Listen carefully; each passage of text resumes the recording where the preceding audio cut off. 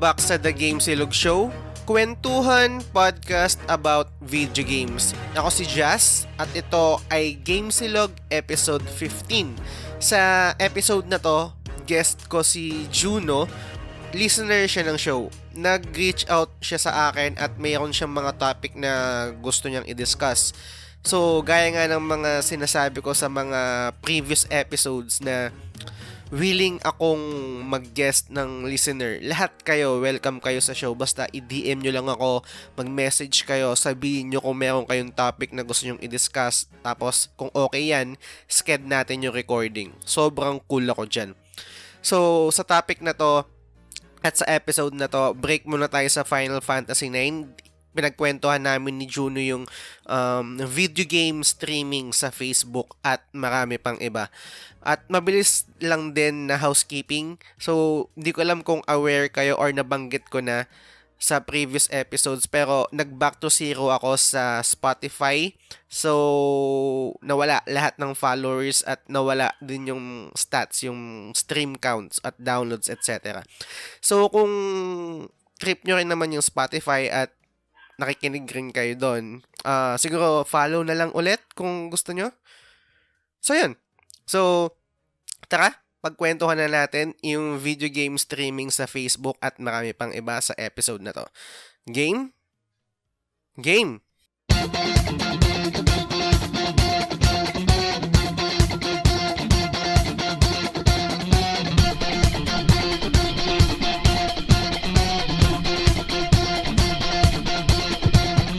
So, guys, welcome back again sa The Game Silog Show. Ngayon, special yung episode natin. Break muna tayo sa Final Fantasy 9. Meron isang listener na nag-reach out sa akin. Pangalan niya si Juno. Actually, kayo din naman, lahat ng listeners pwedeng mag-reach out sa akin kung meron kayong gustong i-discuss. So, ito nga yung kay Juno. Nag-reach out siya sa akin. Meron siyang gustong i-discuss na napagkwentuhan na namin siya sa previous episode pero hindi rin naman ganun tawag dito, parang deep dive or ganun kalalim yung napagkwentuhan namin kasi una hindi rin naman ako ganun kaalam or yung knowledge ko hindi ganun kalawak tungkol sa video streaming. So ngayon i-discuss namin yung video game streaming tsaka iba't ibang topic pa. Pero bago yun, gusto ko muna i-welcome yung guest natin. Juno, welcome sa show. Yun, thank you. Yun. Thank you sa pag-accept parang nung nag-reach out ako sa iyo regard.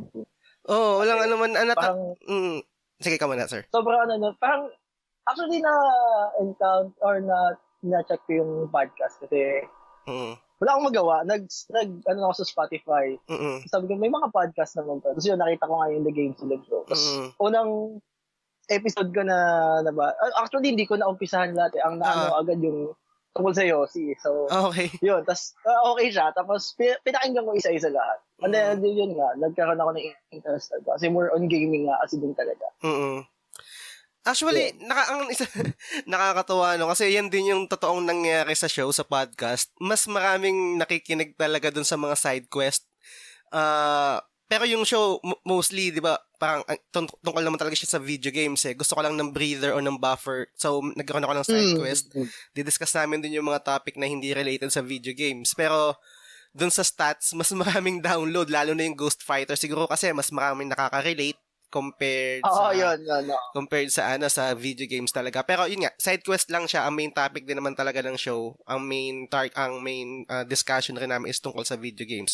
So, lang siya. Good thing kasi yun eh.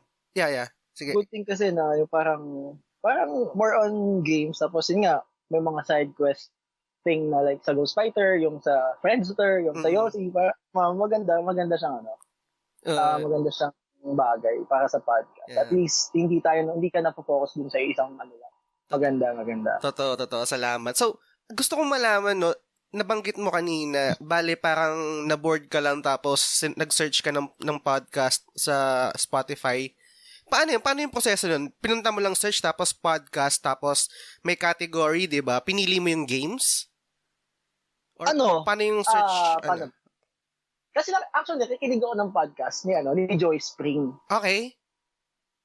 Tapos, nung nasa biyahe kasi ako papunta akong trabaho, and then, sabi ko, okay naman pala, may mga podcast din dito sa Spotify. So, search ako. Tapos yun nga, sa game.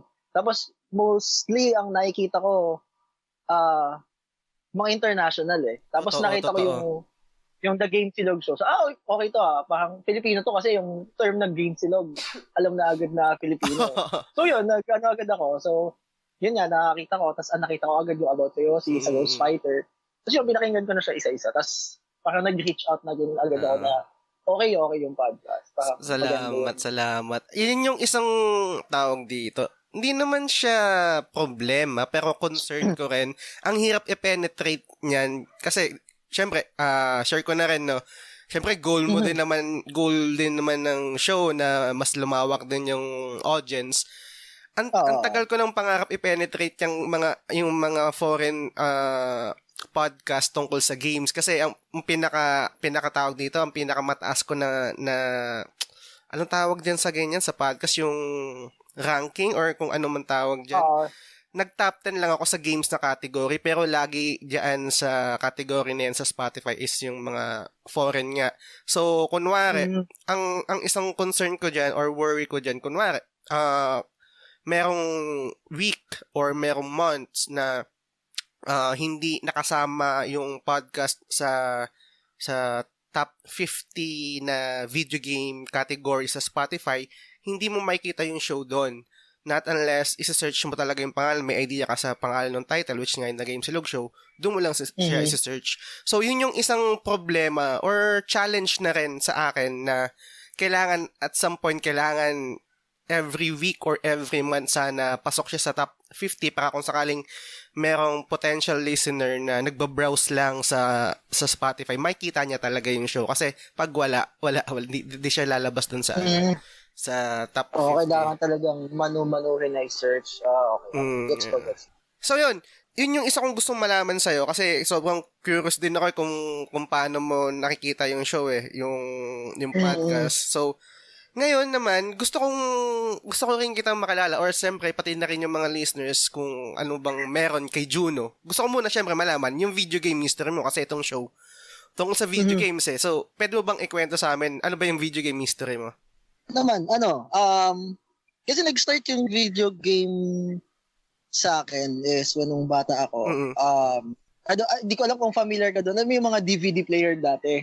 Tapos may mga libre siyang joystick, tapos may libre siyang CD. Tapos yung mga games doon is yung Super Mario, Contra, Circus Charlie, mga ganon. Yun, doon nag-start. Parang natripan lang ng parents ka na bumili ng DVD. Tapos di naman nila alam na may libreng joystick saka games. Tapos yun, doon lang, start lang. Family computer, yun. Super Mario, Circus, Contra, yun. Parang kahit anong gawin mo, yun di ba yung 30 lives or unlimited lives. Tapos hanggang sa nagkaroon ng PlayStation way back nung elementary. Nilaro ko nung panahon na yun. Metal Gear. Nice. Tapos siyempre NBA kasi basketball fan din ako. NBA. Ano ba? Harvest Moon, yun. Harvest Moon. Stig. Masyadong hindi ko na matandaan kasi sobrang tagal na din. Pero yun, mostly yun talaga. Harvest Moon, Metal Gear, Pepsi Man, yun. Parang hindi kompleto hindi kompleto yung PS1 list mo kung hindi mo nalaro yung Pepsi Man. Totoo. So, syempre, admit na rin natin, no? Kapareho ba kita na pirata din ng PlayStation? Oo, syempre naman. Pangmayaman lang yata yung yung mga naka-PlayStation na original lang CD, kasi import pa yung galing US yata eh. Kasi yung PlayStation ko noon, uwi pa ng father ko nung nag-abroad siya. So pagdating dito, parang dinala pa namin siya sa parang yung mga nagba-bypass, mga gano'n. I-modify para tumanggap ng mga pirata. Kasi yun, nakakabili ako ng mga CD mo, mga parang 30 pesos, 50 pesos. Para lang kasi ang mamahal nga eh. Kasi parang nung panahon na yun, pag may PlayStation ka, rich kid ka nung mga panahon na yan eh. So, dahil nga, hindi rin naman kami ganun, parang hindi kami ganun kayaman. Pirata lang ng mga. Same. Tsaka nabanggit mo kanina yung DVD player na merong libreng joystick. Yung mga joystick. Naalala ko lang, parang meron din dating lumabas na yung kung tawagin, parang PlayStation siya. Yung, Polystation. Yun. Tapos Polystation. Tapos ang games, mga family computer. Yung kapitbahay ko, ganun yung sa kanya. Bago, parang ganun, parang parang ang dating ayabang, parang, may PlayStation ako, ganyan. So kami naman, wow, parang bago eh. Tapos nung pagbukas namin nung eject na parang yung tas kalabas yung lagyan ng cartridge. Parang gano'n. So sabi namin, ano ba yan? Kaya mo PlayStation. Yung pala may term yung parang Polystation. Parang ganyan yung term. Gano'n. So wala lang, naalala ko lang din. Kasi may mga time na gano'n. Siyempre, hindi naman parang lahat ng panahon afford talaga yun. Kasi mahal nga, gano'n. So, gumagawa lang ng paraan para magkaroon. Totoo. So, after ng PlayStation mo, Juno, anong naging next mo naman na console or nag-shift ka ba sa PC game? Nag-shift din ako sa, diretso ako PlayStation 2. Yun. Okay. As usual, galing din kasi. Kasi yung papa ko nun is nag-abroad. So, pag umuwi siya dito, parang kung ano yung latest, kasi yun yung latest niya. So, yun din yung yung tapos nung pagbalik nun Metal Gear din kasi pag may Metal Gear kasi nun parang okay sa akin parang trip ko yun tapos ano ba yung mga Tony Hawk mga ganun Tony Hawk skateboarding NBA pa din NBA. Tapos di ko alam familiar ka dun sa yung sa laro na yun yung Grand Theft Auto start na yan Grand Theft Auto, Vice City, San Andreas. Tapos yung ginawa din ng Rockstar, yung Bulwark Academy. I don't know kung familiar ka. Yung Bullies kung tawagin na game. Hindi masyado. Kasi, siya? Kwento ko lang. Kasi maganda siya. Siya. Parang GTA na open world. Okay. Pero estudyante ka. Na may dorm ka. Okay. Required ka pumasok ng school. Tapos may mga mission din. Ganon. Tapos papasok ka ng klase, ipapasa mo, tapos pag naipasa mo yung specific na subject, para makakatulong yun dun sa pamumuhay mo, parang ganun. Stig! So, parang may ganyan din, pero JRPG naman, ewan kung familiar ka, siguro hindi. Persona, parang ganun din. Estudyante ka. Familiar ako. Nakikita ko naman. Ayun. Maganda. Hindi kasi ako naging, tawag dito, nalaro ko siya pero hindi ako na-hook sa GTA weird no. Parang ako lang sobrang minority yata na parang hindi. Actually, hindi ko naman talaga siya talagang na-hook. Pero doon sa specific game na yun na-hook, yung Bulwark Academy. Kasi nga parang estudyante blues, cutting, gano'n. Type quest ka na lang. Kaysa pumasok ka ng subjects mo, magpagbarkada, gano'n. Manchicks ka, gano'n, na makakapa mo lang doon sa game. Kasi yun instead na, parang typical na nabuhay lang ng estudyante. Kaya nahook ako. Yung sa akin kasi, feeling ko kaya hindi ako nahook sa GTA games. Parang pag nilalaro ko siya, isang malaking playground lang siya. Tapos parang yung mentality ko, yung parang walang ending. Although may ending naman din talaga yung mga GTA games. Kung pag i-mainline mo yung story quest, diba, matatapos mo rin siya. Pero, nung naglalaro ako nung GTA sa PlayStation 2, nabanggit mo yung San Andreas, yan, Vice City. Parang pag nilalaro ko, isang malaking playground lang siya, parang magnakaw lang ako ng mga kotse, ganyan. So parang hindi rin ako ganun na hook na talagang tatapusin ko yung games. Parang paulit-ulit na lang. Paulit-ulit lang, parang ganun. So, kuha ka sa sakyan, pahabol ka sa pulis, huli, balik ka naman sa huli. Tapos mag-cheat ka, yung mga kung ano-anong cheat na pwede mo ilagay.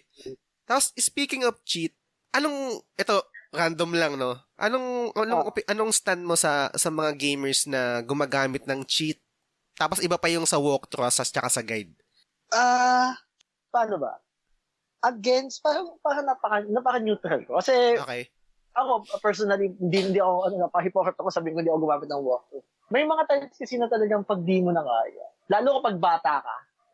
Kasi hindi naman ganun ka taas pa yung parang galing mo sa logic pag bata ka. So, mapapaisip ka kung paano to, hindi mo na alam. So, yun. Pero kung alam mo naman na, kumbaga, sa edad na parang 17 years old ka, tapos parang niloloko mo na yung sarili mo. Parang gano'n na. Kaya mo nga nila ko para malaman mo para alam mo, nakaka-hook din kasi yung hindi mo agad malalaman yung kunyari sa Final Fantasy, syempre may mga may mga quest doon na talagang mapapaisip ka din eh. So, yun yung maganda doon eh. Kaya lang kung i-walk mo, parang mawawala yung thrill nung game. Parang ganun na lang. Ay, ganun na.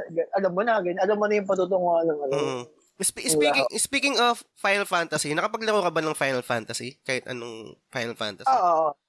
Anong Final Fantasy yung nalaro mo? 9. 9. Okay. Nakakala ko 9. Saktong-sakto, no? Kasi 8 yun. Saktong-sakto lang naalala ko lang, Juno. Kasi yan yung actually topic rin namin. Tapos hindi pa kami nakakapag-recording, no? Pero nagkaroon din kami ng discussion ng mga kaibigan ko. Oo, napakinggan ko. Meron kasing isang side quest yung sa 9 kung familiar kayo, yung Chocograph. Tapos merong isa doon na hindi ko mahanap. Kaya usapan namin mga kaibigan ko, walang Google, walang walkthrough. Walang walkthrough. Nag-google ako nung yung isang Chocograph na yon.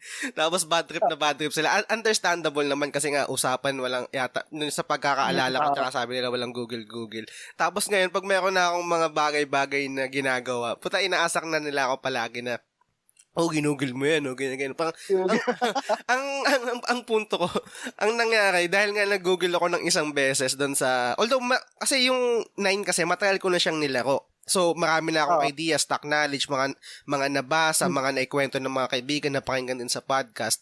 Pero never ako nung itong naglaro ulit kami, kasi kailan ko ba siya huling nilaro? Siguro, nung college pa ako. So, I think, mga 2007 or ganun yung year. Anyway, tagal na din. Tagal na rin. So etong bagong playthrough namin, hindi talaga ako nag-google. Pero syempre, may idea na ako. Alam ko na rin talaga siya. Tapos etong part na to, nag-google ako ng isang beses. Kasi nga, hirap na akong hanapin isang Chocograph. Yung Ocean kasi ang pinakakulo lang niya eh. Ang hirap hanapin.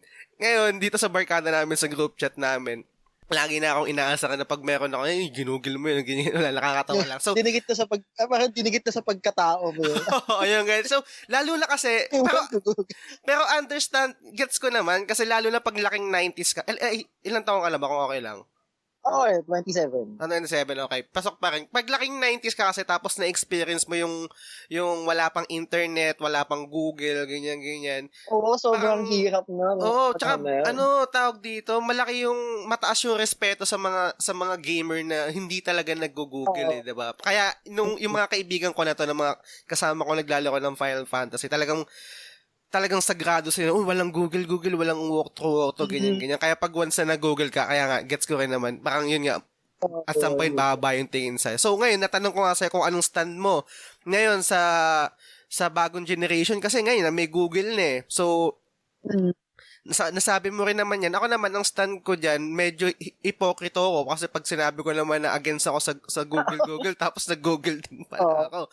Yun. Ang siguro sa akin, sa tingin ko, kung main story, siguro sana wag mong i-google, wag mong i-walk through yung main story. Pero kung sabi natin siguro mga side quest or yung mga ibang bagay na nasa iyo na siguro yan kung gusto mong blind playthrough or kung talagang hindi mo na kaya, nasa iyo siguro. Pero yun nga, for me siguro depende din doon sa bigat nung kailangan mong i-walk. Kasi minsan talaga may mga bagay talaga sa gaming na alam mo yun, talagang minsan di mo talaga kakayanin. Siguro yun, depende din. Pero, totoo. Parang, yun nga, tama ka. Pero ang main story, parang wag. Pero pag mga side quest, baka ma-spoil ka pa eh. Pero ito, isang example siguro ng sinabi mo depende sa game. Ito siguro perfect example yan. Yung mga games na From Software, kung familiar ka, yung Sekiro, Dark Souls, Bloodborne. Kasi Dark Souls, kahit i-YouTube mo pa yon or i-walkthrough mo, kung hindi mo naman din ma-apply dun sa gameplay mo, kasi sobrang hirap ng game na yun, di ba? Yung Get Good Games na kung tawagin nila. Siguro, feeling ko acceptable sa game na yun. Kasi nga, yun nga, application pa rin siya. Application din ng skill mo eh. Oo. Kahit alam mo yung knowledge kung skill-wise, talagang wala eh. Sablay ka rin talaga eh. Oo, kaya may rason din kung ba't tinawag na Get Good Games yung mga yan eh. Oo, di ba? Ikaw ba ngayon? Totoo. Minsan nga, pag nasasabihan din ako ganun, hindi ko maiwasan, nababadtrip pa rin ako eh. Parang, tangina naman. Di ba? Ayun. May dagdag ko dun sa sige. Sinabi mo na yung, parang sa mga cheat. Kasi, siguro yung mga batang 90s, twice lamang tayo doon sa mga gamers na yun. Kasi na-try namin. Share ko lang. Yung, kasi meron dito parang computer shop dito. May mga batang parang ages, parang 10 to 15, mga ganun. Tayo, yung Contra, di ba? Yung Contra. Tayo kaya natin tapusin yung stage 1 na hindi tayo namamatay, di ba? Totoo. Pero yung mga bata ngayon, mga gamer ngayon, hindi nila matapos-tapos yung stage 1 ng Contra. parang, ano ba yun? Kahit ulit-ulit nilang namin ito kung paano, hindi nila maganda. So parang, skill-wise talaga, parang parang pag nagsimula ka talaga sa retro games, parang, ewan ko, parang paslamang ka talaga sa karamihan pagdating sa game. Iniisip, actually, may point ka, no? Maganda yung point yan na ni-raise mo. Iniisip ko siya kasi, yung meron akong kapatid na bata, 12 years old yata siya kung hindi ako nagkakamali. Pinapalaro ko siya ngayon ng Monster Hunter. Kasi, may bagong expansion kasi nilalabas sa September. MHW. May lalabas na expansion. Gusto ko sakali, paglabas nun, meron na akong kasama mag-hunt. So, dalawa kami. Party. Party kami. So, ngayon, syempre, nung umpisa, parang nakikita ko sa kanya, nahihirapan siya. Tapos, pag nahihirapan siya, gusto niya parang, uy, kuya, ikaw na pumatay, ganyan. Okay naman. Pero, ang na-discover ko, parang yung sa kapatid ko lang to, hindi ko sure kung sa ibang bata rin, once na nahook talaga siya, hindi niya rin din talaga tatantan hanggang sa matuto na siya. Pero yung ang problema na lang yung mga, kasi merong mga komplikadong build or mga loadout sa Monster Hunter. Yun yung hindi pa niya nagagamay. Pero yung kung paano kontrolin yung character, kasi ang pinapili ko sa kanya Great Sword. Madali lang siya. Madali lang yung basic lang, Great Sword lang, pero ang isang mahirap naman doon is yung hit and run, kasi ang Great Sword parang mabagal siya, hindi ka makakapag-dodge, pero heavy damage yung bruiser, mga ganun. Oo. So, pag tinitignan ko siya, nahook na siya, nagustuhan niya yung gameplay, na tapos na-enjoy niya yung gameplay loop, talagang inaaral niya. So, sa isip ko, siguro depende rin, yung katulad yung nabigay mo example, yung Contra, kung sabihin natin na nag-resonate doon sa bata yung game na yon, tapos talagang nagustuhan niya, siguro may chance din na makaya niya. Pero siguro dahil ngayon, pag sidetrack ulit ako. Nung pinakita ko yung Final Fantasy 7 sa kapatid ko nung unang time, sabi niya, bakit ang pangat naman ng itsura niyan? Parang ganyan. Hindi siya kagad interesado. Pero nung pinalaro ko sa kanya yung Monster Hunter World, tapos realistic na, ang ganda na ng graphics. Wala siyang wala siyang reklamo na parang interesado kagad siyang laruin compared sa pag pinalaro ko siya sa retro. So, ibig kong sabihin, siguro ang pinaka-point ko, pag mahirap na games, pero siguro i-level natin dun sa expectation nila na ganito na ang graphics sa ngayon. Siguro may chance rin na parang maging magaling sila or matuto. Ewan ko, I'm not sure. Parang sa kapatid ko lang kasi mababase. Siguro parang criteria na din yung parang modernization ng games. Parang high-end na dapat. Para magkaroon din sila na interest. Make sense. Tsaka dagdag ko na rin, no? Totoo, yung nabanggit mo, yung Contra, mahirap talaga siya. Pero kung papansinin mo, kung lalaruin natin, mabigat Mabigat yung character, hindi, diba? Parang hindi ganun. Actually, dapat precise yung talon mo, o yung baril mo, yung ilag mo, dapat precise. Pero, in a sense, pag kinonvert mo doon siguro sa mga nakakasanayan na ng mga bata na unang nalaro nila, hindi hirap na hirap sila. Pero siguro kung bata pa lang, inumpisa natin sa 2D games na ganun yung format or ganung klaseng genre, siguro gagaling din sila. Pero kasi yung kapatid ko, nasanay siya sa 3D. Pag nilagay ko yan sa 2D game, sureball, walang talagang sablay. Parang ganun. Siguro ganun. Oo.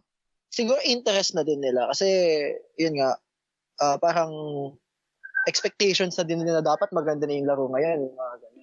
Unlike kasi tayo, nasanay tayo sa palibasa, doon tayo nagsimula talaga. Parang okay sa atin doon, masaya na tayo ng mga panahon na yun. Nakapaglaro tayo din ganun games Parang ganun. Tsaka dagdag ko na rin last na. Ang last siguro na parang pwede kong sabihin na malaking pinagkaiba, yung mga kabataan ngayon, sabihin natin, depende yung skill, pwedeng magaling sila o hindi. Pero ito yung number one na sureball ako na malaking pinagkaiba. Maikli yung PC nila sa pasensya kumpara sa atin ngayon. Kasi ngayon pansin ko, ang bilis nilang mainip, ang bilis nilang maurat, or kahit sobrang dali na ng tawag dito yung mga mechanics. In a sense, kunwari, yung save. Ngayon, may auto-save na. Pag naglalaro yung kapatid ko ng Monster Hunter World, may auto-save na. Unlike before, sa atin, meron lang spot na pwede kang makapag-save. Pag namatay ka sa isang hanapin mo pa siya. Or pag may namatay ka, kunwari sa Contra, namatay ka sa ganito, sa last boss. Pag namatay ka, start ka ulit doon sa sa una. Yung sa mga ganong quality of life na pinadali ngayon sa mga games, feeling ko hindi nila na-appreciate kasi nga hindi nila naranasan yung hirap din noon na ganito yung parang kailangan pang i-save, etc. Lilista mo pa yung mga codes. Talagang yun yung codes din, no? Kailangan para ma-retrieve ko to, kailangan kuha pa tayo madami ng papel tapos sulat pa natin yung codes para lang kung sakaling mamatay tayo sa kunyari sa ganito stage 4 for example. Stage 4 tayo ulit mag-start para hindi tayo mahirapan. Totoo, lalo parang sa Mega Man o sa Rockman, di ba ganun bang malabas sa mga code? Diba? So, Juno, no? Yung Rockman na dati. Yun, isa pa yun. Ngayon ba, may mga games ka bang nilalaro ngayon? Ngayon, more on sa sa PC sa online games. Okay, ano yung, pwede mo bang i-share? Ano ba yung mga games na nilalaro mo ngayon? Interesado ngayon, ko malaman. Ngayon, more on ngayon sa MOBA, Dota yun, Dota, League of Legends, tapos, actually sa phone, meron akong nalaro din, parang na-download ko lang siya somewhere na site. Ewan ko, parang pambata siya. Nag-enjoy lang ako. Ano pangalan? Gagawa lang papas taco, parang ganon. Gagawa lang yung punin mo lang yung order, gawa ka ng tacos, mga ganon. Okay. Parang diner dash? Lang, mga ganun, mababaw na lang, parang palipas pa. Parang mga ganun lang siya. Okay. Pero yung mag-ayusin mo yung tacos, paano yung order na gusto nila, ganun, mga mababaw na lang. Pampatay oras lang. CSGO. Yun, mga ganun. Tapos NBA pa din, yun, hindi na mawala sa yung NBA. Gets. So, ngayon... Pero meron ako yung, natanong mo kasi sa akin din, yung greatest game of all time. Yung pala. Just yung share ko lang yung Shadow of Rome. Way back to sa PS2. Parang hindi ko siya nalaro. Kwento mo nga yan. Ano siya? Paano ba? Parang adventure na RPG. Parang ganun. Actually, dalawa yung character mo. Parang magkaibang, parang Roman Empire. Magkaibang, kayo? Isang thief. Parang magnanakaw lang siya dun sa era na yun. Tapos isang, gladiator. Ngayon, parang magtatagpo yung, nila, yung landas nila. Kasi, etong thief, parang, nag-investigate siya dun sa pagkamatay nung parang mayor nila. Okay. Tapos yung isa naman, ipinaglalaban naman yung kalayaan kasi nga namatay yung mayor. Tapos yun, sobrang nahook ako dun sa game kasi nga, yung isa, yung gameplay dun sa thief, may pagka, parang mga escape, mga ganon, kailangan mag-sneak ka sa ganitong lugar, kailangan more investigation, parang spy, mga ganun. Tapos at the same time naman, doon pag yung gladiator na yung gamit mo, more on fight na, talagang tactics na, ganun. So, nahook ako sa ganun na laro na parang hindi ka lang na focus doon sa fighting dahil sa gladiator. Pero nag-focus ka din sa parang spy thing. Kaya parang nababalance yung hindi ka mananawa dun sa gladiator na character mo. Nice. Tapos lipat ka dun sa yun, gano'n. Kaya nahook dun ako sa kanya. Interesting siya. Hindi ko siya, hindi ako familiar sa kanya, pero ginugol ko kanina. Capcom pa lang may gawa rin. Capcom siya. Tapos, yun, hindi rin ako familiar, pero mukhang okay din yung game niya. Maliban dyan sa dyan sa Shadow of Rome, nabanggit mo din yung freestyle? Freestyle. Sa PC? Oo, siya. Tagal ko siyang nilaro. Online game siya, actually. Nag-start akong laruin siya noong 2004, 2003. Okay. Nung start ng internet na dito, sa parang boom na ng online games Parang lahat ng kaklase ko high school, dalawang laro lang nilalaro na. It's either Ragnarok or Run. Tapos ako, yung freestyle, kasi yung basketball, kasi parang sobrang fan talaga ng basketball. Naglalaro kami, actually, Ragnarok na nilalaro ko doon. Tapos meron akong katabi sa shop. Natanong ko lang, sabi ko, parang anong laro yan? Parang okay yun eh. Tapos yun, ginawa na ako ng account. Kasi parang unang account ko ba nun, parang tester pa, parang testing ko lang. Hanggang sa gumawa ako ng panibagong account. Tapos doon ko na pinush na, gusto ko itong laro to. Hanggang 2013 ko ata siya nilaro. Grabe. Parang 11 years. 11 years. Yeah. Dumaan pa sa time na na parang talagang ipon ako ng kasi hindi naman, free to play naman siya, pero yung mga top-up, in-game top-up, talagang ginagastosan ko siya ng parang 500 a week, gano'n. Talagang igipon ako sa baon ko, tapos may time na hindi na ako papasok, lalaro na lang ako yun. Yan yung game, kung hindi ako nagkakamali, sorry to cut you off. Yan yung game na pwede kang mamili kung ikaw kung anong build ng player mo, di ba? Na parang kung yung tawag dito. Kung shooter ka. Oo, ganun. Ikaw mag-aan talaga kung anong gusto mo. Tapos mabibihisan mo din. Yun din yung gusto mo. Kasi mabibihisan mo din. Ikaw, bala ka kung anong gusto mo.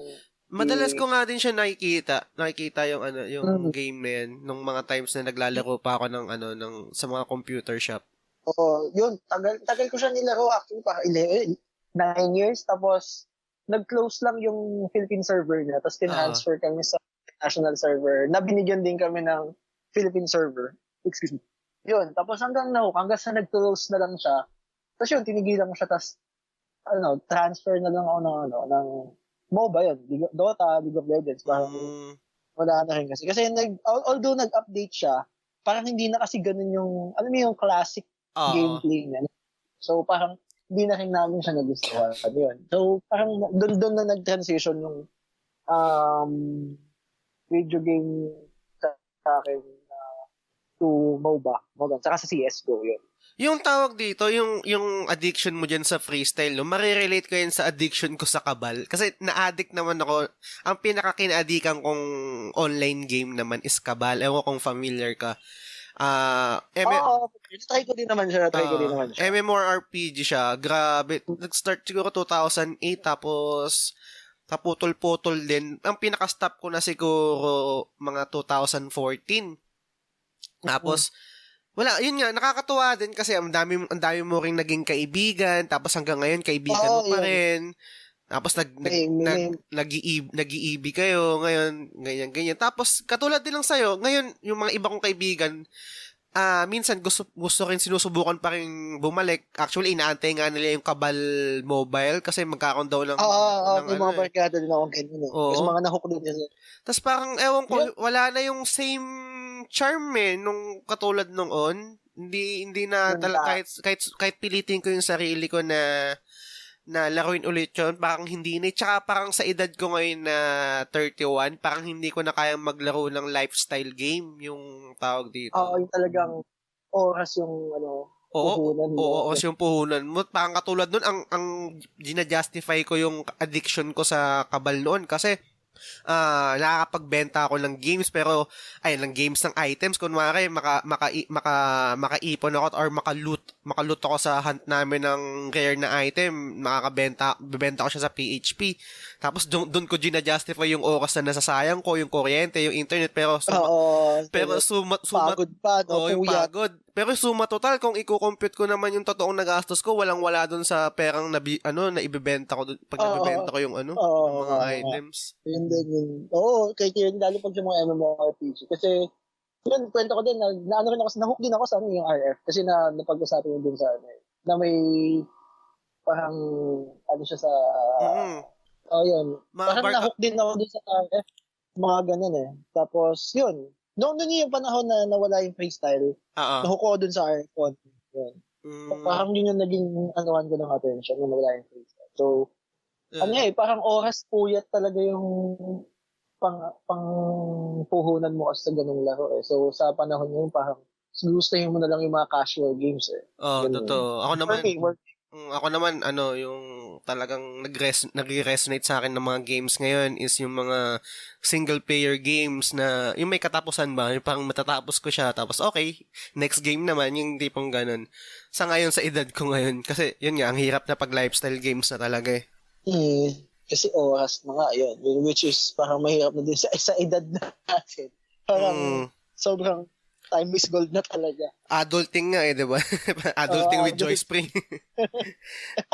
Ayun. Idol ko din, ay hindi naman idol, pinapalo ko siya talaga si Joyce matagal na rin.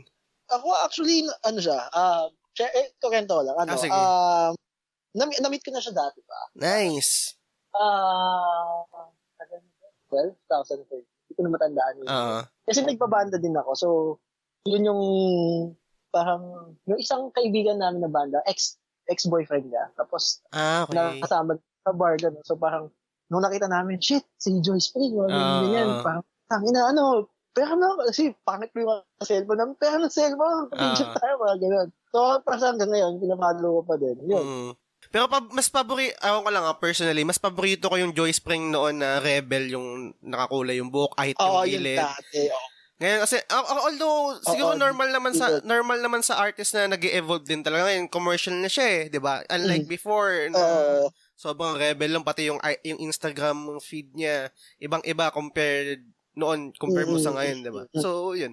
Yun nga kasi nag-adulting na si Joyce. Matured na.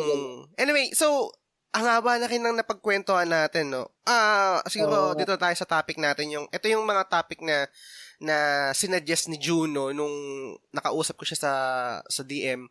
Ito yung mga gusto niya rin i-discuss. Actually, disclaimer lang, hindi ako kalawak yung knowledge ko tungkol sa topic na to, which is yung video game streaming. Una, kasi hindi ko ugaling manood ng streaming. Kasi pag nanonood ako ng stream, naiinggit ako eh. Imbis na manood ako ng stream, ako na lang yung maglalaro mismo dito sa console ko. Pangalawa, karamihan ng mga nakikita kong streaming, yung mga games na hindi ko gusto or yung mga games na sikat, yung trending, ganyan-ganyan. So, hindi ko talaga din siya trip. So, yun, disclaimer lang, hindi ganun kalawak yung knowledge ko. Meron akong isang streamer na pina-follow, pero mamaya ko na siya i-share. Pero ngayon, open ko muna yung stage kay Juno. Ano ba, sir? Ano bang gusto mong i-discuss natin sa video game streaming sa Pinas? Nag-start kasi tong parang perception ko sa video game streaming recently. Parang actually last year, 2018, napansin ko na siya. Pero nag-boom kasi talaga siya parang itong earlier this year. Parang nag-boom talaga siya. Okay. Alam mo yun talagang, parang kahit sino na lang. Kasi, naalala ko dati nung tagal na 2016. Okay. Mga panahon na Twitch lang. Parang sa Twitch lang kami nakakapanood ng stream eh. Twitch, YouTube, parang mga napapanood ko pa noon. It's either CSGO tournament, League of Legends tournament, Dota tournament. Tapos may mga napapanood pa ako ng Clash of Clans na tournament nun eh. Sa mga Clash Royale na. O yun, mga ganun. So, dun ko siya napapanood. Tapos, nag-start mag-stream sina PewDiePie, Dr. Disrespect, Stone Power, mga ganun. Tapos doon parang okay naman pala yan. Kasi, syempre may experience ako nung kabataan ko na since wala nga akong sariling console noon or wala akong video game platform noon. Parang sanay ako nung nakikinood sa barkada ko. Parang gano'n na, ganito gawin mo. Pag nakikita mong nahihirapan mo, ito yung magsabi, ganito. Parang nasa nature ko na din yung, sa akin. Parang okay lang din sa akin naman. Hindi ako naiingit na agad na. Parang nakokontrol ko yung sarili ko. Parang yun, ko na siya. Tapos, hindi nga, dahil sa video game streaming, parang dati parang para makapag-stream ka, kailangan mo ng sobrang high-end na gamit or kailangan kilala ka, ganun. Kasi, kumbaga parang showbiz na din siya eh. Kasi, kilala ka ng maraming tao, napapanood yung ginagawa mo, tapos siyempre stock ka nila, mga ganun. Sa'yo ba, sorry to cut you off, question ko lang sa'yo. Sige. Sa'yo ba, sa tingin mo, yung ganyan na, yung ngayon na accessible na yung video game streaming, is it a good thing or a bad thing? Masama ba siya or mabuti sa opinion mo? Para sa akin kasi may pros and cons siya. Okay. Okay siya kasi na papakita mo sa tao yung skills mo or at least na marunong ka, at least nakikipag-interact ka sa tao. Alam mo yun? Yung kaya mo kapag. Kaya lang, at the same time kasi, parang, ganito na lang ba? Parang, sasabay ka na lang ba sa uso? Kasi palibasa yun kasi nasabi mo rin yung, palibasa sobrang hype ng isang bagay. Gagawin mo din. Parang gano'n. Kasi experience ko kasi, parang tinigil din ako mag-Facebook. Kasi, kada scroll ko ng newsfeeds ko, as in puro streamer, iba-ibang tao, or, alam mo yun, yung, nag-scroll ako newsfeed, kaya gabi, scroll ako, tapos, lahat ng mga friends ko nagsishare siya ng iba't ibang stream, tapos, iba't ibang streamer, tapos makikita mo isa lang yung nilalaro nila. Alam mo yun, tapos, alam mo yung wala na ako, parang gusto ko nang makita, mabalita ko ano mga nangyari sa tropa, mga gano'n, sa mga kaibigan, pero wala na ako makita kasi puro video game streaming na yung mga nakikita ko, gano'n. So parang, ano ba to? Nangyari? Parang, gato na yung social media ngayon. Parang, wala na akong makita.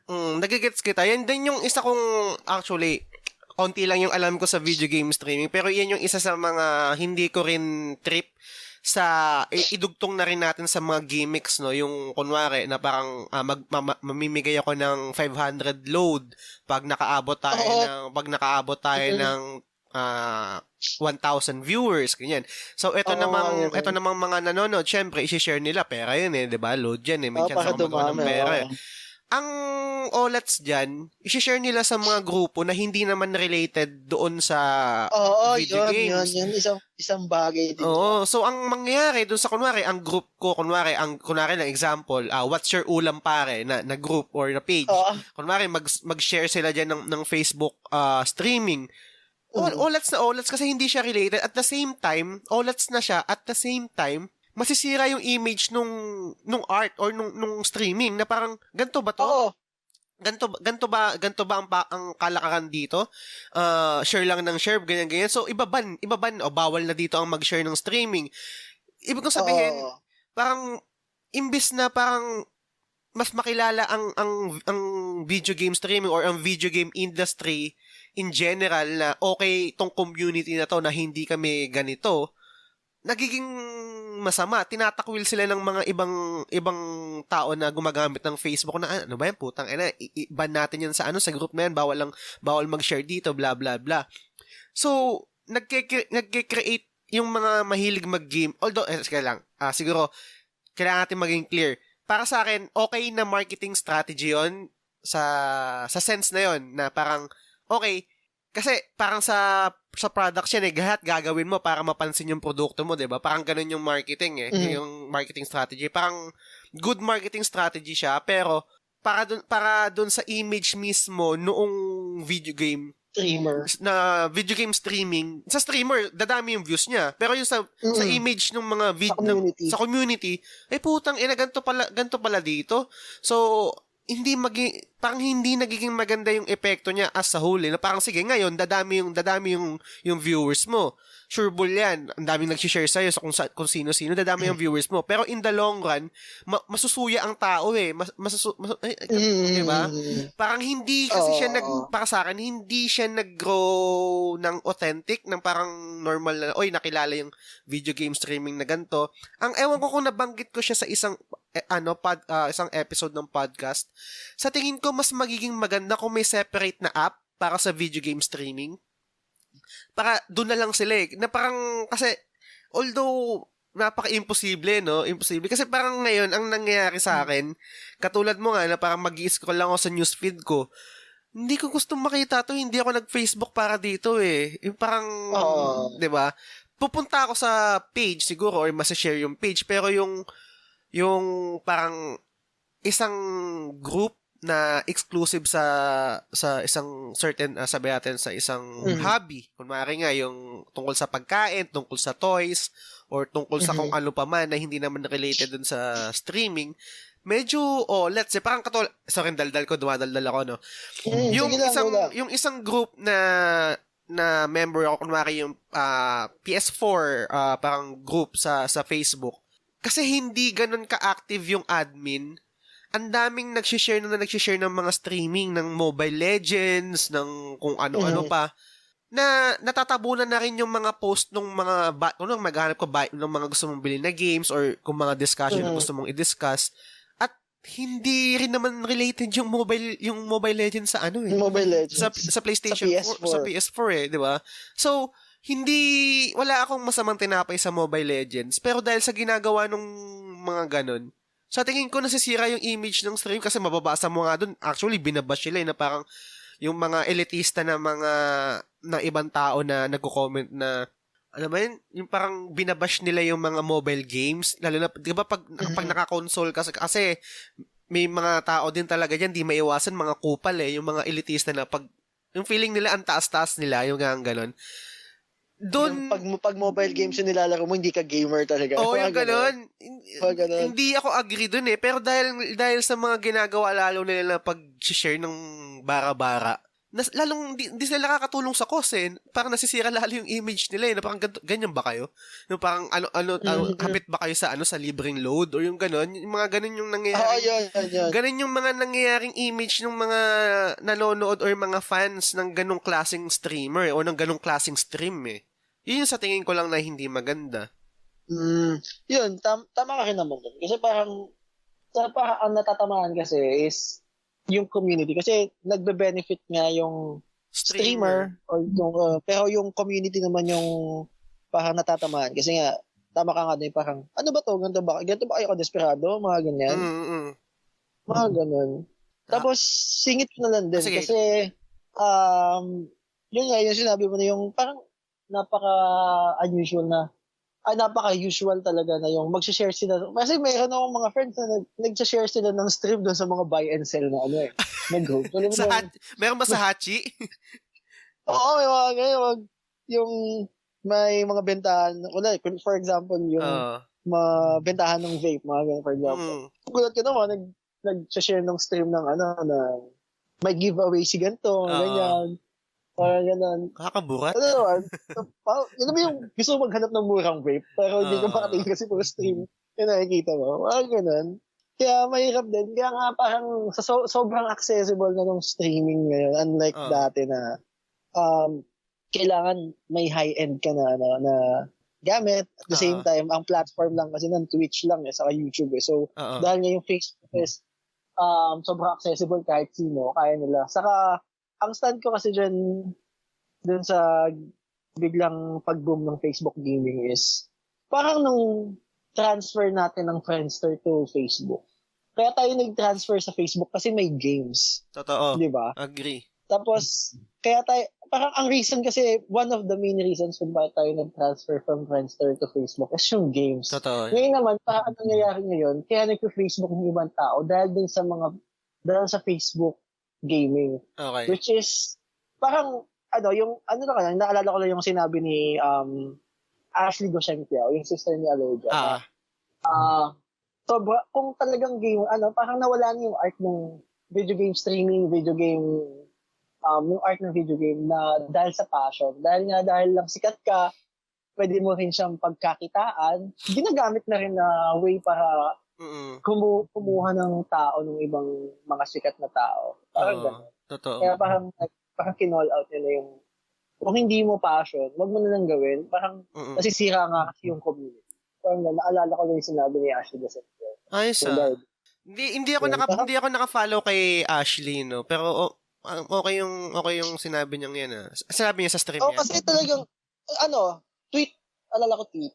Talagang nag-call out siya dun sa mga Kasi parang uso na ngayon yung mga like yung artista, magsiset up siya ng gaming device niya, stream siya.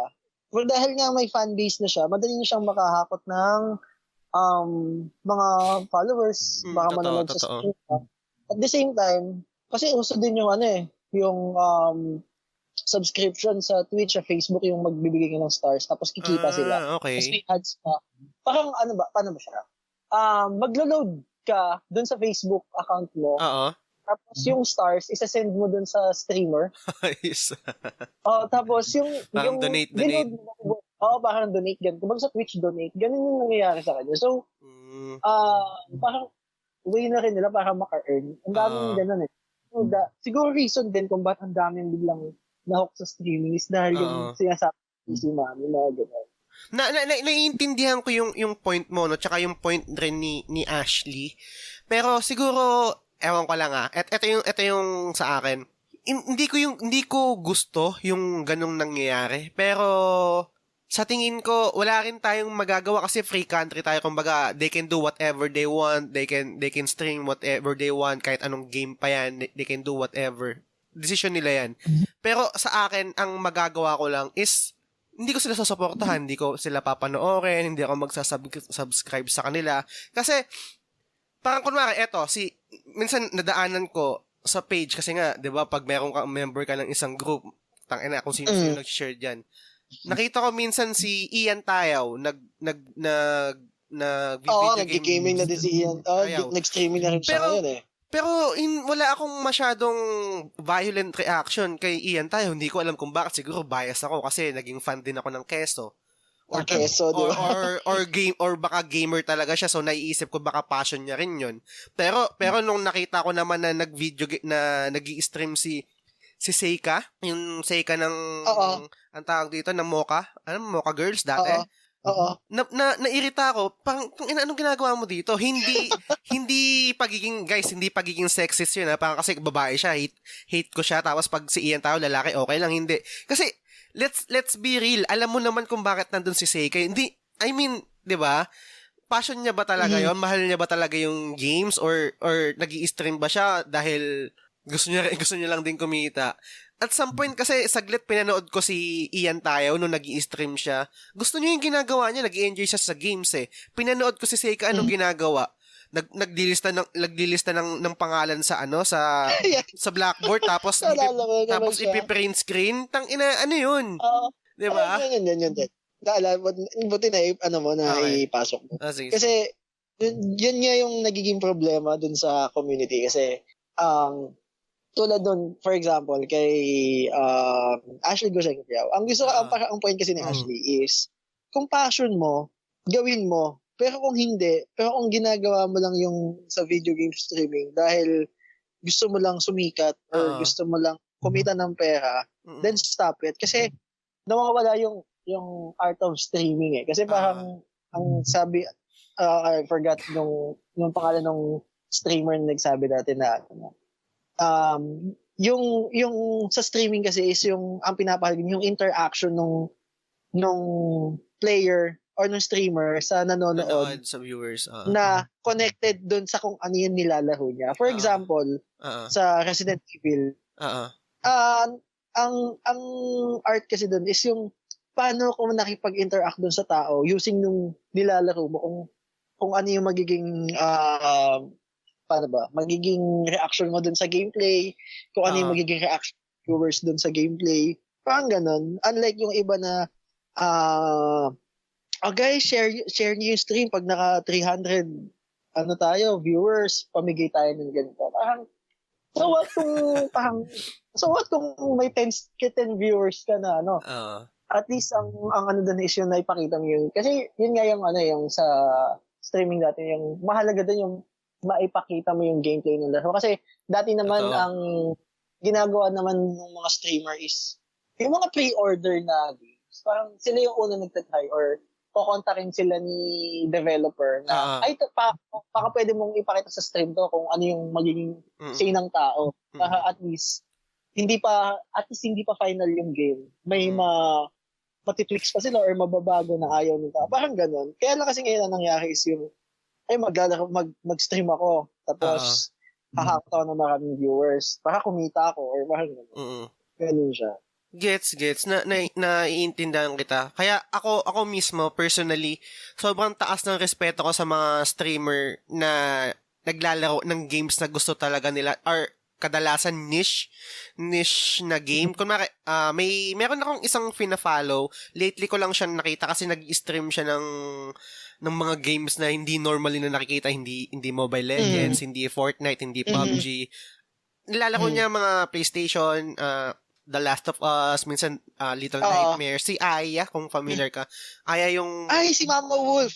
Yun. Kilala mo siya? Aya Esmaria. Oo, si Aya Esmaria. Yun. Lately ko lang... Actually, nakapollow ako sa kanya. Talaga? Na. Kasi siya nga yung isa sa mga streamer na ina-admire. Kasi, although may pag-giveaway siya, hindi siya ganun kadalas magpag-giveaway. As in, parang parang pa-thank you lang sa mga viewers. Ganun. Tsaka, Sige muna, sorry. Sige, go, bro. Ang sa kanya, makikita mo sige, may pag-giveaway siya, pero makikita mo sa views pa lang na parang hindi ko nga siya nakita siguro na umaabot ng 200 or 300. Mostly nakita ko 80 to 100, ganyan. May pag-giveaway na yun. Meaning, hindi niya, sige, magpapag-giveaway ako pag nakaabot tayo ng 1,000 viewers, magpapag-giveaway ako. Never ko siyang nakitang ganun. Nagpag-giveaway siya. Siguro pa-thank you na lang din. Tsaka, yun nga, nung isang beses na nakita ko siyang mag-stream, nung hindi pa siya naglalaro mismo. Kasi, yun nga, nabanggit ko kanina, pag nag-i-stream talaga ng game, hindi ko talaga trip kasi naiinggit ako na gusto ko yung maglalaro. So, ayoko manood nung may ibang tao naglalaro. Gusto ko yung naglalaro. So, naki-interact ako sa kanya yung parang nagsiset-up pa lang siya. Tapos parang, nabanggit na, meron kasi siyang post na parang, nung mga nakaraang linggo kasi maulan. Tapos parang nabanggit niya na perfect ang JRPG sa gantong weather.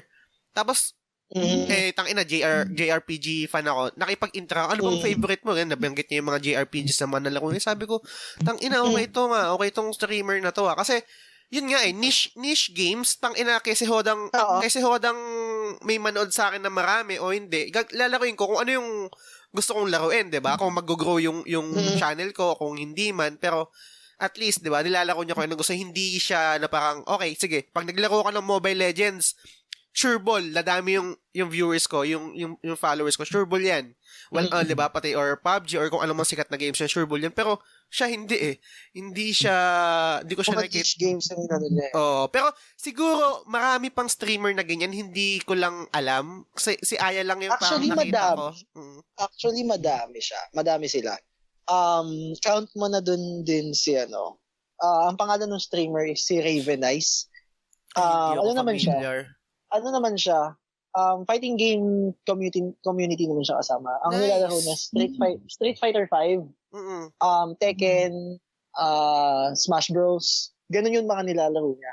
As in, pag nanonood ako sa stream niya, kung ang nanonood siyam lang kami, hindi umabot siya ng 20. As in, ang onti namin, pero yung interaction niya with ang sarap supportahan ng mga ganyang streamer, no? Tapos may one time na nagpa-giveaway siya. Sabi niya, mga tol, pasensya na sa pag-giveaway ko dahil sobrang parang solid nyo. Nabigay siya ng GC sa isang restaurant. Parang ganun, parang 500 pesos. Tapos parang, sa ganito nyo lang tumakabel, pasensya na sa pag-giveaway, mga ganun. Parang sobrang na-appreciate. Kasi, as in, kilala niya mismo yung mga kunyari, nag-stream na siya, tapos nag-comment ka ng, or nakipag-interact ka na, musta bro, ganyan. So, nandito ka ulit. Ganun siya. Kilala ka niya.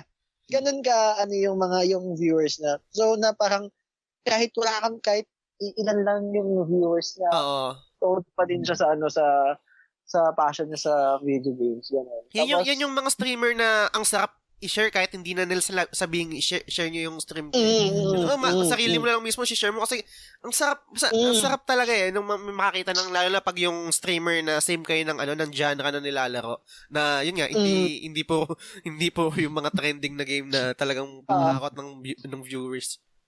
Yun din maganda kasi paano ko ba siya nakita ko lang din siya kasi nanonood kasi ako ng parang tournament ng Street Fighter 5. So nakita ko lang din siya dun sa isang group sa Facebook. Tapos nag-stream pala siya. Parang minsan tinitake as a joke niya na nga lang na share niyo yung stream para dumami tayo. Parang ganun.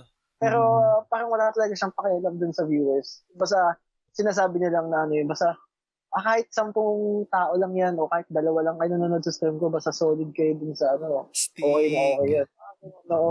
Sobrang ganda, sobrang okay yun si Ravenice. So, tapos, sa mga listeners, no, sa mga nakikinig ngayon, baka meron kayong mga kilala mga streamer na mga niche games or tapos konti lang din yung viewers nila. Pwede nyo kaming i-message, no, para baka sakali matignan natin, ganyan, kung okay yung ano nila. Para supportahan na rin natin. Konti lang naman din yung following ko sa sa Facebook. Pero pwede rin naman natin kahit paano mabump yan. Para sakali lang, di ba? Natin sila. Yung isang streamer din na kilala ko, na pina-follow ko din is, actually, kaibigan siya nung mga kabanda ko. Tapos kaibigan din siya si yung Sempiternal Gaming, si DJ. Ano siya? Retro games naman siya. Nice! Yung mga Contra, Super Mario. Kasi yung mga classic games yung nilalaro niya.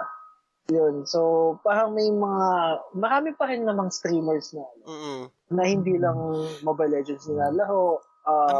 Dota, League of Legends. So, madami pa rin sila. Ang problema, sorry. Sige, ikaw muna, sorry.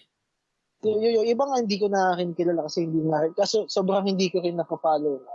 Pero pag may mga nakita ko ng iba na mga niche game yung nilalaro nila, sine-check ko talaga kasi parang bihira na nga yung mga ganong streamers na iba naman yung nilalaro. Totoo. Tapos ang masakit pa dyan, dahil nga konti lang yung viewers nila, hindi mo sila makikita sa taas. Kunwari, pumunta ka sa game icon sa Facebook or doon sa tab niya, ang mga nasa taas, syempre yung mga maraming viewers, 'di ba, yung mga mahal ganyan. Tapos yung mga nag-i-stream na konti yung games, talagang hahanapin mo sa pinakadulong-dulo eh. So, kumbaga sa Google search, page 90. So, nandun sila kasi onti naman nila Totoo. Onti ng viewers yun. So, ngayon nga, kung meron kayo, ngayon na nakikinig, meron kayong gustong i-share na mga streamer na ngayon naglalaro ng mga niche game, lalo na sa akin, dahil JRPG fan ako, yun yung mga ini-stream nila. Pwede nyo akong i-message para magkaroon din ako ng idea para masuportahan din natin kahit paano. Isang follow lang din naman ako or mabanggit man natin dito sa show. At least yung mga makikinig, baka pwede rin nilang tignan or panoorin kung trip nila. So yun, gusto kong malaman yung stand mo din sa, actually nadaanan na natin yung giveaway tapos yung gimmicks. Kasi unahan ko na, tapos balik ko sa tanong ko rin sa'yo. Yung stand ko sa giveaway, medyo 50-50. Yung giveaway sa akin, minsan okay lang pag kunwari meron milestone, kunwari umabot tayo ng 100,000 na yung followers natin or yung nag-like, magpapa-giveaway ako tapos raffle na lang natin. Ang ayaw ko sa giveaway nga, yung nabanggit natin kanina, is yung para magpapa-giveaway ako pag naka 1,000 views tayo ngayon, yung gano'n, yun hindi ko trip yun. Tapos, yung sa gimmicks naman, 50-50 rin ako eh. Merong mga gimmicks na nabuburat ako eh, na parang, ba't mo ano yan? Bakit ganyan? Ano ba tayo? Tawag dito, sorry sa term ganito na ba tayo kadesperado na para sa gantong klaseng gimmick na parang, ano yan, yung mga nanonood mo ba para sa gimmick mo or sa game pa mismo at sa interaction mo dun? Or, ano ba? Kasi hindi ko mahiwalay yung entertainment side ng video games tapos yung isang entertainment side naman na pure entertainment lang talaga. Na parang bakit mag-isa-isa na ba siya ngayon sa Facebook streaming, sa video game streaming sa Facebook? Isa na ba siya? Kasi ang stand ko kasi diyan. Kasi kung yung mga gimmicks mo, kasi may mga iba akong streamer na na-check before. Ang dami nilang gimmick before maglaro. Meron akong specific streamer isa. Okay. Na actually babae siya ng streamer. Okay. Kasi ang usual na duration ng streaming sa Facebook is like 3 to 4 hours. Okay. Parang ganun. Yung first 2 hours niya dun sa stream niya, inuubos niya dun sa fan sign. Seryoso, tangina. Alam mo yung, parang, hello guys, welcome to the stream, ganyan. Ano ba sabihin nila, parang, share niyo yung stream, ganyan, comment kayo, ganyan. Tapos, yung mga mag-share, bibigyan ko ng fan sign. Tangina yung viewers niyan, dami. As in, umaabot siya ng 300 to 500 viewers a day. So yun, basta makita niyang sinishare, isa-isahin niya yung pangalan, susulat niya sa whiteboard. Okay. Tapos, yun nga yung sasabi mo, print screen. Tapos next, tapos sabihin, tapos babatiin niya. Sabi namin, 2 hours yung fansign niya. Alam mo yan? Tapos minsan yung duration ng laro ng streaming mo, 3 hours na. Sabi namin, naubos yung oras ng fansign. Yun yung mga nakakainis na streamer na sa mga gimmick nila. Alam mo yun? Masama niyan, 'di ba? Sabi natin 2 hours puro fansign lang, no? Nung maglalaro na siya, wala nang nanonood, no? Posible kaya. Yun din yung isa. Tapos kasi parang ganito nangyari sa kanya doon sa streamer na yun. Fansign sa start. Okay. Interaction. Sabihin niya kung may giveaway or wala. Kung may giveaway, yung mga mag-stay dyan. Yung mga share pa din ng stream niya until the end. Kasi ang ginagawa niya, i-announce niya yung mga winners ng giveaway bago matapos yung stream. Okay. Ano nangyayari? Pupunta siyang giveaway, ubus yung viewers niya. Kasi hindi ba start, parang, fan sign. Okay. Nasa 200 viewers, 300 viewers siya. Ang dami din, pag naglalaro na siya, nauubos, nag-150, 100. Hanggang sa parang nauubos siya hanggang bago matapos yung stream niya. So parang dun sa gimmick niya na yun, nag-stick na lang yung viewers na dun sa gimmick na sa fan sign or giveaway. Ganon. Parang nawala na yung, okay, maglalaro. Wala naman yan eh. Okay na, wala na tayong aabangan na giveaway. Tapos tapos yun, ubos na. Hanap na naman yung ibang tao, yung mga viewers na may giveaway. Parang ganun na lang umiikot yung video game streaming ng isang streamer niya. Na ayoko na sabihin yung pangalan kasi baka ma-call out tayo. Okay lang yan. Kasi sikat. Yun, parang ano ba? Meron din akong mga gimmick na parang hindi lang siya para sa akin. Ibig sabihin hindi siya nag-work sa akin, pero na-appreciate ko na nag-work siya sa ibang tao at hindi ako naiirita. Katulad nung kanina, sabi mo yung gimmick na ganyan, naiirita ako dyan. Pero merong gimmick na parang okay lang din sa akin. Kunwari, yung gimmick na kung kilala mo si Chooks, na ano kasi sa akin yung kaibigan ko. Yung kaibigan ko kasi mga addict sa Mobile Legends. Yung sa Chooks. Pinakita sa akin si Chooks. So, yung si Chooks naman, parang siguro yung pinaka-gaming niya dun is yung voice changer, yung iba yung boses niya. Napanood ko sa YouTube. Napanood ko sa YouTube. Nakakatawa siya, pero hindi para siya, kumbaga parang hindi siya para sa akin siguro dahil hindi rin ako mahilig manood ng Mobile Legends kaya hindi ako makarelate. So, pero na-appreciate ko yung ganong klaseng gimmick na parang hindi ako naiirita, hindi siya sablay para sa akin. Ayun, yun siguro isang example ng gimmick na parang okay din sa akin. Sa akin, okay yun. Napanood ko sa YouTube. Parang nagsa-search lang ako ng mga online tournament, mga MOBA tournament. Tapos lumabas siya na, yun nga yung parang maliit, yung parang naging chipmunk yung boses. Ganun. Yun, tapos naglalaro lang siya. Tapos, may isa akong streamer na na-appreciate yung entertainment value ng stream niya. I don't know if familiar ka doon. Pangalan niya, Terence Liave. Ano siya? Ang stream niya is Tekken, saka driving, mga racing games. Si Chupapi? Si Chupa. Yun, kilala ko yan. Okay din yan. Natatawa din ako sa kanya. Gusto ko yung stream niya. Although may pag-giveaway siya sa every milestone ng views niya. Pero yung entertainment kasi nandun Nandun yung pag hindi common kasi yung way ng niya, yung magpapa-shoutout, mga ganun, yung Chupapi, patiin mo, tapos yung puking ina mo ka, ganun.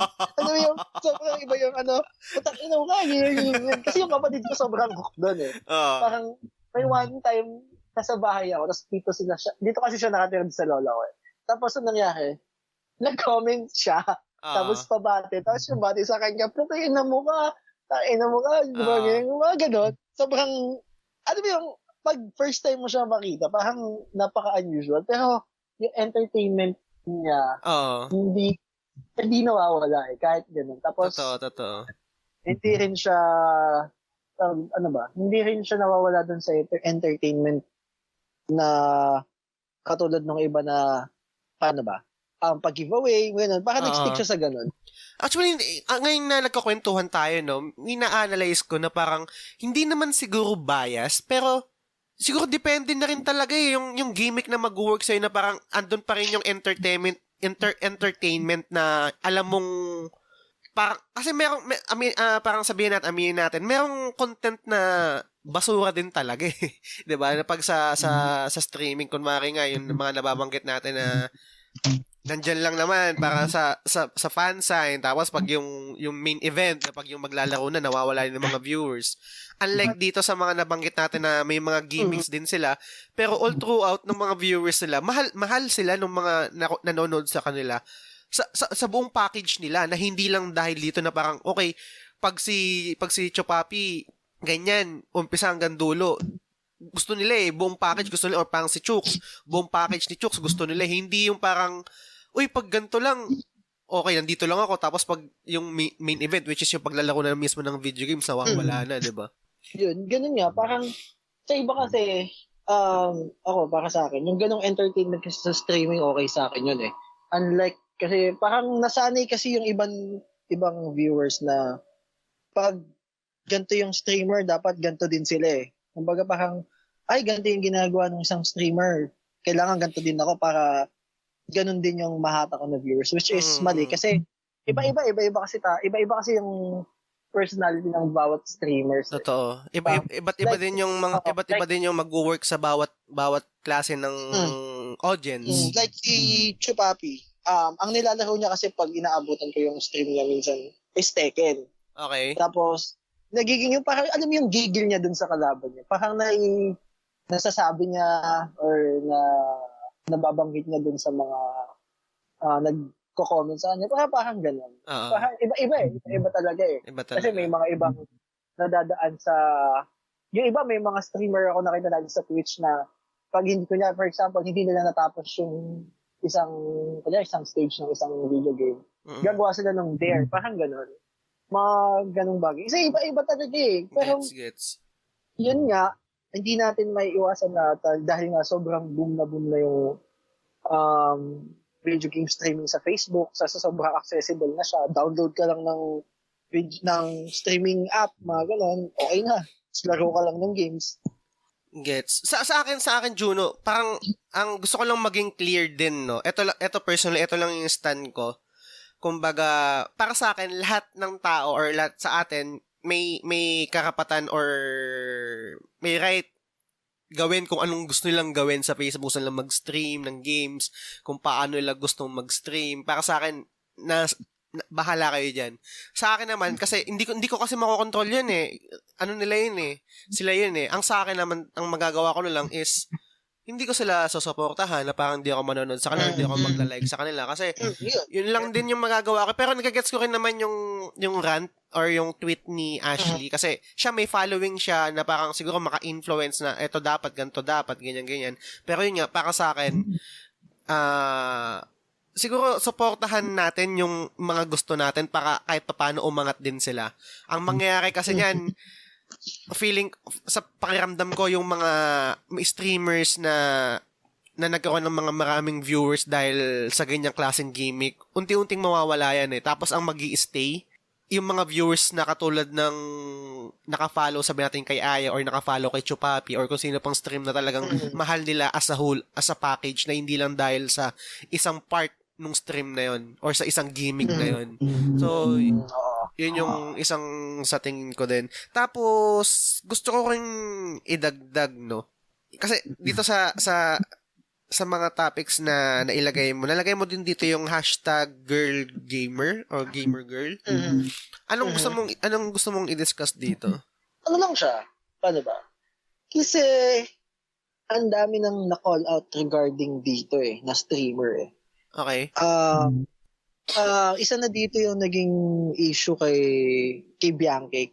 Okay. Kay Bianca Yao. Regarding doon nga sa yung sa Sando Gamers, Sando Stream, Sando Gang, ganun.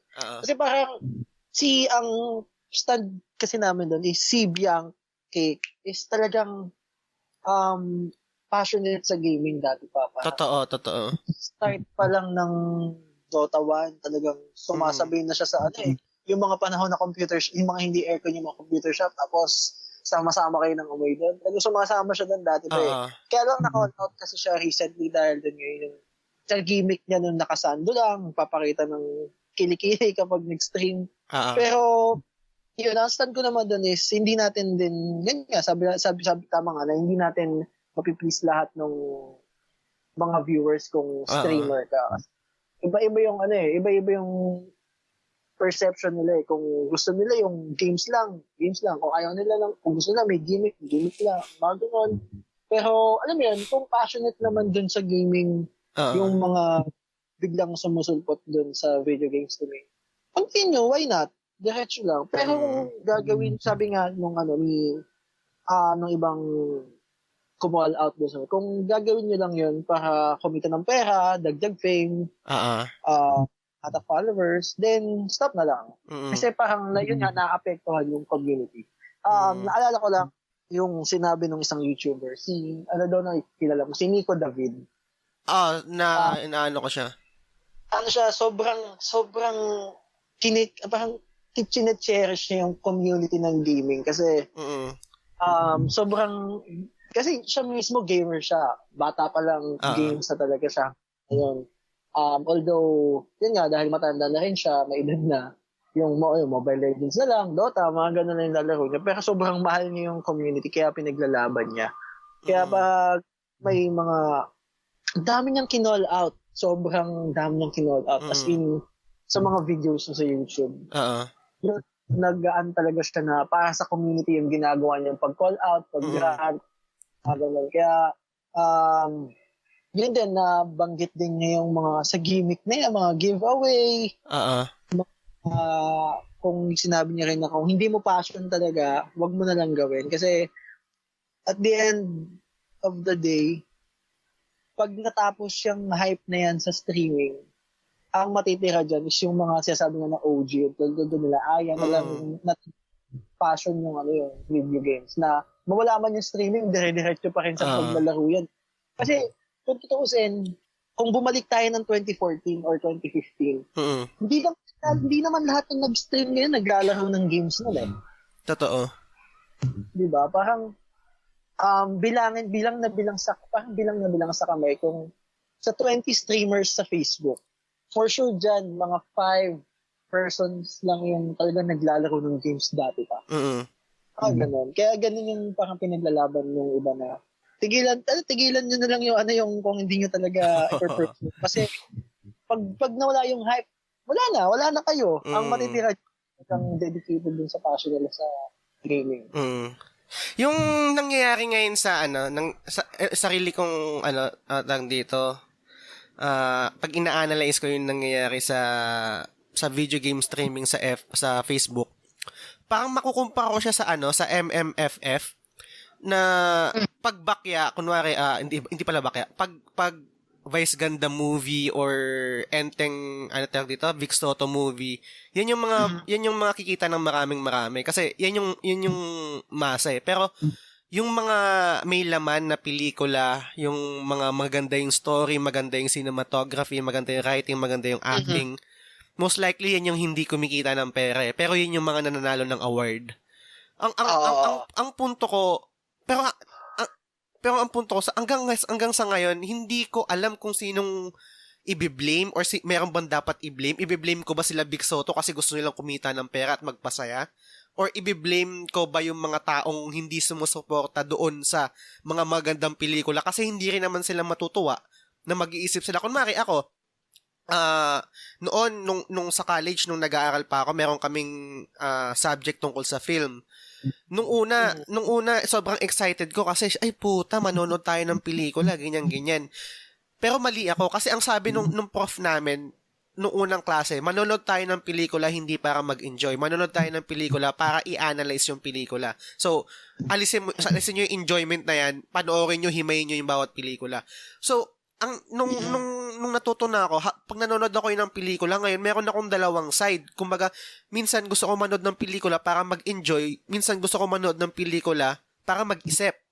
So, sa tingin ko, karamihan ng mga Pinoy, lalo na pag Pasko, yan MMFF, manonood sila ng pelikula para mag-enjoy. Siyempre, diba? Tangina, ito na nga lang yung time para makapag-relax ako eh. Bakit ako manonood ng pelikula na tangina, hindi ko maiintindihan yung ending, hindi ko maiintindihan yung story, ganyan. So, sa tingin ko, parang ganun din eh. Ganun yung sa video game streaming.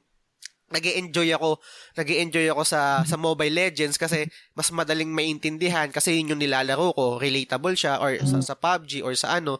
Tapos kunwari nanonood ako kay Biancaik or sa ibang streamer kasi yun yung game na nilalaro ko nga. At the same time, mayroon pa silang mga gimmick. So, iniisip ko ngayon, actually, hindi ko rin alam yung tamang sagot. Sino ba dapat i-blame? At sino ba dapat ang may gawing action? Yung streamer ba mismo na gumagawa ng ganon? Or dapat i-educate man natin yung mga potential audience o yung mga audience ng video game na mahal din yung video game na supportahan din naman yung ibang streamer na eto, meron din ibang genre na maganda yung content to. Sana try nyo din panoorin. Hindi ko alam yung sagot. Sa tingin mo? Parehas tayo ng ng stand. Kasi, yun nga, hindi natin pwedeng i-blame yung tao din. Kasi, parang, parehas, I think. Parehas. Kasi, yun nga, nasasabi mo na parang comparison doon sa MMFF na ito yung papanoorin ko kasi ito yung makaka-relate ako unlike dun sa iba na hindi ko naman alam yan, ba't ko papanoorin. Totoo. Pero si Lane talagang magaganda or magagaling. Mga ganun. Pinag-isipan yung story, talagang trinabaho yung cinematography, etc. Oo. Tapos yung sabihin natin, yun nga, tapos sabihin natin na hindi sikat yung gumanap na artista pero magaling. Andun sa hindi naman ganyan kagawin, pero sikat. Ganun. Mga ganun bagay. Oo, tama yung yung stand dun eh. Parang, mahirap i-judge yung, kasi hindi mo pwedeng i-judge din yung mga viewers. Kasi, may kanya-kanya perception eh. May kanya-kanya silang gusto eh. Hindi naman natin sila pwedeng pilitin na, ay, panoorin mo yung gantong stream kasi naglalaro siya Street Fighter 5. Paano kung hindi naman talaga siya, wala siyang idea sa Street Fighter. Totoo. Mga ganun. Parang, pero dahil nga yung alam natin na itong nire-recommend natin is talagang passionate dun sa gaming. Recommend natin, gusto natin. Pero the fact na wala silang idea dun or talagang as in hindi nila trip yun, so wala tayong magagawa. So talagang wala na, hindi natin pwedeng i-blame yung streamer, hindi natin pwedeng i-blame yung tao. Kasi parang wala eh. May kanya-kanya talaga tayong personality, may perception tayong gusto. Totoo. Yun nga, actually, honestly, hindi ko rin talaga alam kung ano yung tamang sagot dyan or ano yung sinong i-blame or meron bang dapat i-blame. Kaya sa akin, personally, ang magagawa ko na lang is sasuportahan ko yung mga streamer na gusto ko. Tapos yung pag may mga streamer na hindi ko trip, hindi ko talaga fina-follow or never akong mag-view sa kanila, parang ganun. So, yun lang yung magagawa ko eh. Parang personally sa akin eh. So, yun, rin. Siguro, din, kaya rin gusto ko yung pag-usapan to sa stream na to, at least para ma-reach out natin yung ibang tao na na para ma-educate din natin na hindi lang sila yung streamer or hindi lang sila yung mga taong passionate dun sa ginagawa nila. May mga tao dyan na try nyo i-check out. Parang, try nyo i-check. Hindi naman, parang, bigyan nyo ng 5 minutes, 5 to 10 minutes na. Ang break time kayo sa trabaho or katatapos nyo lang kumain, check nyo lang, nasa Facebook naman yun. Para malaman nyo lang din yung na, malay nyo, yung pala, yun din, parang, yun din pa, gusto nyo din pala yung mga ganung bagay. Kasi ako personally, hindi man ako naglalaro ng Street Fighter 5. Ang nilaro ko ng Street Fighter, yun pa. Pero, dahil nga, iba yung,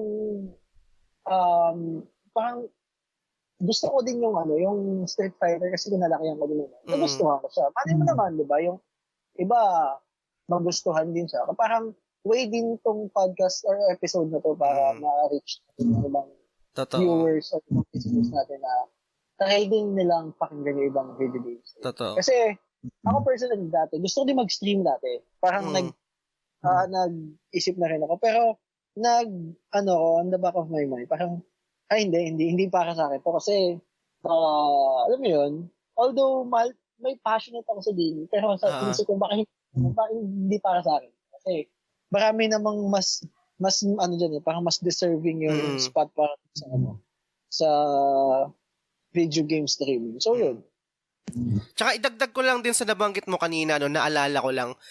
Kasi, 'di ba, nabigay ko na example yung MMFF na ang kikita dyan is yung mga pelikula ni Vice Ganda, nila Vic Soto, tapos yung mga magaganda. Mga magagandang pelikula hindi kikita, di ba? Pero yun yung mga nananalo ng award. Naalala ko lang, at some point, siguro year 2005, nagkaroon ng boom sa film industry ng 'di ba, ng mga indie film, tapos naglabasan yung mga magandang pelikula na hindi mainstream, 'di ba? So baka sakali sa future baka magkaroon din ng ganon sa video game streaming, na baka sumikat din yung niche games, baka naman merong sikat na artista na sakali gusto, kunwari example lang, sorry Catherine Bernardo, Catherine Bernardo, baka sa future magsawa na siya sa role niya na love team na rom-com na ganyan. Kasi personally, pag nung nanonood ako ng mga TV series ng Katniel or ng movie niya, nakikita ko si Catherine na magaling umarte. Pero nakakahon siya sa isang role tsaka sa isang genre. Malay natin baka sa future, pag may chance na siya, baka magkaroon siya mabigyan siya ng ibang role, ng ibang project na pwede niyang i-showcase yung galing niyang umarte. At the same thing din sa video game stream, baka sakali si Bianchi, baka ma-showcase niya, kunwari tapos na yung fad or yung tawag dito, yung kasikatan ng Mobile Legends or ng kung anong something, or may gusto siyang i-explore na ibang genre, baka maglako siya ng ibang yung niche game naman or ibang content naman na talagang mas okay or mas maganda. Or baka meron ding ibang streamers na ganun din yung mangyayari. So, hindi natin masabi, baka sakaling ganun din yung kalabasan, kung sakali lang. Hindi ko rin alam. Naisip ko lang. Siguro parang may era No, parang ito yung era, at parang ito yung era ng ng video, parang kasi hype ngayon yung video game streaming Tapos parang siguro bilang tayo mga 2 years, ito na yung yung mga niche game naman yung nilalaro ngayon, tapos ang mga konti yung viewers yung mga naglalaro ng Mobile Legends Kasi pag dumami na yung mga ng niche games, hindi na siya matatawag na niche, no? Oo, kasi na siya pala. Majority na laro. Ang niche game na yung mga Mobile Legends, mga ganun. Kaso mukhang malabo yun. Pero yun nga, pero hindi naman natin masabi. May hopeful pa rin ako na baka sakali, kung sakaling maboard lang one day si Bianchi or kung ano man, sino man sikat. Kasi minsan si Ashley, nakita ko siya, nag-stream siya minsan ng Kingdom Hearts 3 nung release ng Kingdom Hearts, diba? So, counted siya na parang, anong tawag dito? Ano bang term doon pag sikat ka na na artista? Kunwari pag sa Halimo, class S na Halimo, ano yun? Pag, ano ba? Celebrity, celebrity, ang tawag doon? Kalimutan ko yung term. Basta ang tawag doon. Kunwari yung pang sikat ka na celebrity. Kunwari, di ba, mga, kunwari yung mga nasa taas yan. Kunwari, Bianchi, Ashley, sino pa ba? Sila Chupapi, or kung sino pang mga streamer na yan. Baka sakali lang magkaroon sila ng time or ng ibang way naman para ipakita yung galing nila na, hindi lang ako pang Mobile Legends or hindi lang ako pang gantong dyan. Actually, may isang artista akong napanood sa stream sa Twitch Si Paolo? Si Paolo Avellino, di ba? Nag-shooting mga FPS yung nilalaro niya. Parang Call of Duty ata yung isang napanood ko sa kanya. Kasi parang napanood ko lang sa YouTube yung setup ng PC niya. So, chinek ko din yung stream niya, gano'n. Yan yung natanong ko din sa kaibigan ko before. Sabi ko, si Paolo Avellino ba ang Anby Mateo sa lalaki? Kasi sabi ko parang sabi kasi sabi nung isa kong kaibigan si Jurina, parang patay na siyempre gwapo, 'di ba? Patay na patay. So last na yung game. Ang unang hatak yung mukha, siyempre, 'di ba? Paolo Avellino yung mukha niya. No offense naman din kay Anby, kasi maganda naman si Anby naman talaga, tapos hot, sexy pa, ganyan. Pero may pang-front kasi siya na parang ako bilang, kung wala akong alam, ang unang makikita ko, yung mukha ni Anby, kaya siya papanoorin, tapos susunod na lang yung game na nilalaro niya. So, yun nga yung tanong ko dun sa kaibigan ko. So, si Paolo Avellino ba ang Anby Mateo namin? Parang ganun. Ayun. Pwede, pero may point. Pero hindi masyado. parang hindi, pogi to, ganyan. Alala ko lang kasi, nung napanood ko yung stream ni Paolo Avellino, may mga nagko-comment, di ba, pag si Ann Mateo ang pinanood natin, may mga talagang magko-comment dyan, ang sarap mo, mga ganyan. Di ba, mga manyakin, na comments. Nung kay Paolo Avellino, yung mga babae nagko-comment ng barilin mo ako. Ganun po. Tawa ko nun. Kasi syempre, Paolo Avellino yun. Tapos, naglalaro. Pero, alam mo yun, naglalaro lang siya. Parang casual lang siya. Parang trip naman niya talaga yun. Di naman nakahubad, no? Oo, di naman siya nakahubad. Nakapolo pa at na long sleeve yung nakita ko. Pero good comparison yun na Ann Mateo ng mga lalaki. Pero sa society, acceptable lang yun no? Pag na maliman pero parang mas acceptable siya na yung mga babae ganun magsalita kay Paolo Avellino, pero pag ang lalaki magsalita ng ganun sa babae, tangina sobrang honest yun, di ba? Demanda. Tangina. Pero understandable naman yun kung bakit ganun. So, Juno, ang haba na ng episode natin, no? Bago ko tapusin tong episode natin, meron akong isang question sa'yo. Isa o dalawa, tingnan natin. Gusto ko lang malaman, sa tingin mo, bakit sobrang cool na maging gamer ngayon? Kasi, ito yung context nun nung bata ako, pag gamer ka, tapos nerd ka, tangina, hindi, usually ang sikat sa classroom, yung matalino, hindi nga masyado, yung varsity yan, number 1 yan, varsity, tapos syempre yung pogi, o kung ano pa man. Pero pag gamer ka, usually hindi ka ganun ka-in or hindi ka ganun ka-cool Sa tingin mo, paano nag-start ka na pag nerd ka, cool ka na? Pag gamer ka, cool na? Sa tingin mo? Oo nga, no? Kasi, nung panahon kasi natin, parang, pag gamer ka na nerd ka, parang, ikaw yung bubulihin ng mga yung mga mas matangkad sa'yo, mas malalaki sa'yo, parang, typical na, parang mabivisualize mo na agad na, yung nakasalamin, gano'n, napayatot, gano'n. Pero siguro ngayon dahil cool siya kasi siguro influence na din nung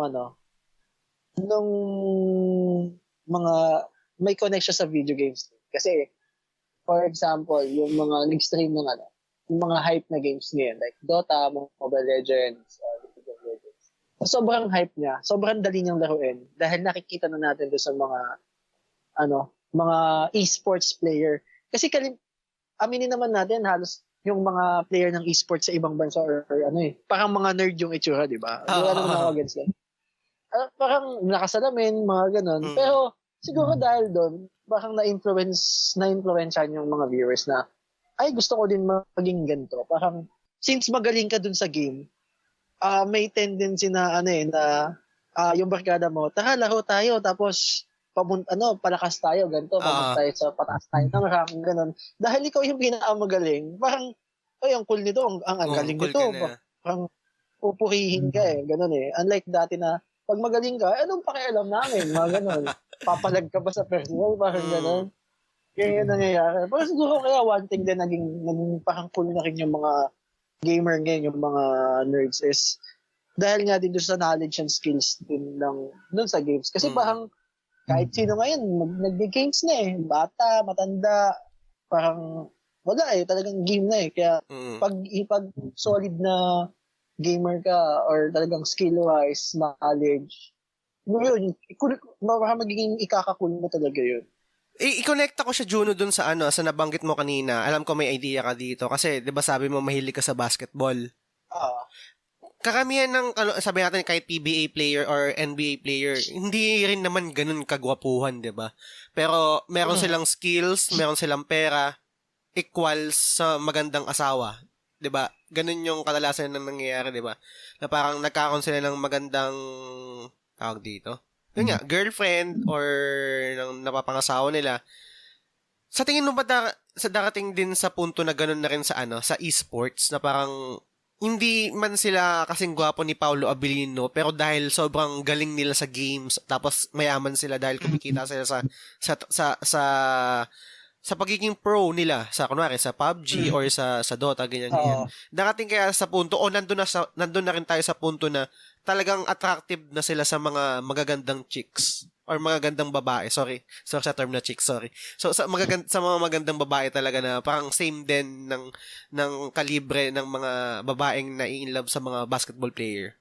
Siguro darating din yung time na mangyayari yan. Kasi may term dyan yung magaling sa basketball pero hindi ka ganun kagwapo. Yung yung Mark Baroka. Yan. Yung pamilya ka doon, di ba? Totoo. Yun, parang, ganda ng asawa niya, di ba? Oo, di ba? Yun nga yung naging meme yun, parang, pag magaling ka sa isang bagay, mayaman ka, tapos ang ganda ng naging asawa mo, naging girlfriend mo, parang, galing Mark Baroka, ganun. Siguro darating din yung time na ganun sa esports. Kasi, parang, paano ba siya? Meron kasi akong nabasa dati na article, kasi nagbabasa ako sa mga esports na website, parang si Mia Khalifa, kilala mo naman siguro yun, parang na-attract siya dun sa isang esports player na hindi siya din ganun kagwapo, parang ganun, nerdy. Parang, yun, siguro, syempre si Mia Khalifa yun, parang, kahit sinong lalaki, kilala yun. Tapos parang nagkaroon siya parang nakipag-date siya dun sa esports player na yun, na hindi naman din ganun mga parang kagwapo or mga parang Paolo Abilino. Artistahin, hindi siya artistahin. Kaya siguro hindi rin naman malabong mangyari na parang mangyayari yung ganung mga bagay na more on skills na yung check nila, tapos syempre background na din. Sorry, nakat kita. Sige, go. Sobrang na-excite lang ako kasi nabanggit mo si Mark Baroka. Sa ngayon, sa mga nakikita ko sa mga sinishare ng kaibigan ko, si Mark Baroka para siyang si Chakno ngayon, no? Kung sakali, kung matotoo yung magkatotoo yan. Di ba yung parang inaano na sila si Dexy, kung familiar kay Dexy, tapos si Bianca. Si Chakno, di ba? Na-entertain din kasi kay Chang. Kasi ang galing kasi napanood ko siya mag-stream. Nakapagsalita siya, nakapag-interact siya sa viewers niya. Pero pag in-interview kasi siya, alam mo yung tiklop siya. Tapos may clip ako nakita sa YouTube na parang dinikitan siya ni Bianca. As in, tumiklop siya kay Zap. Parang, ano nangyari?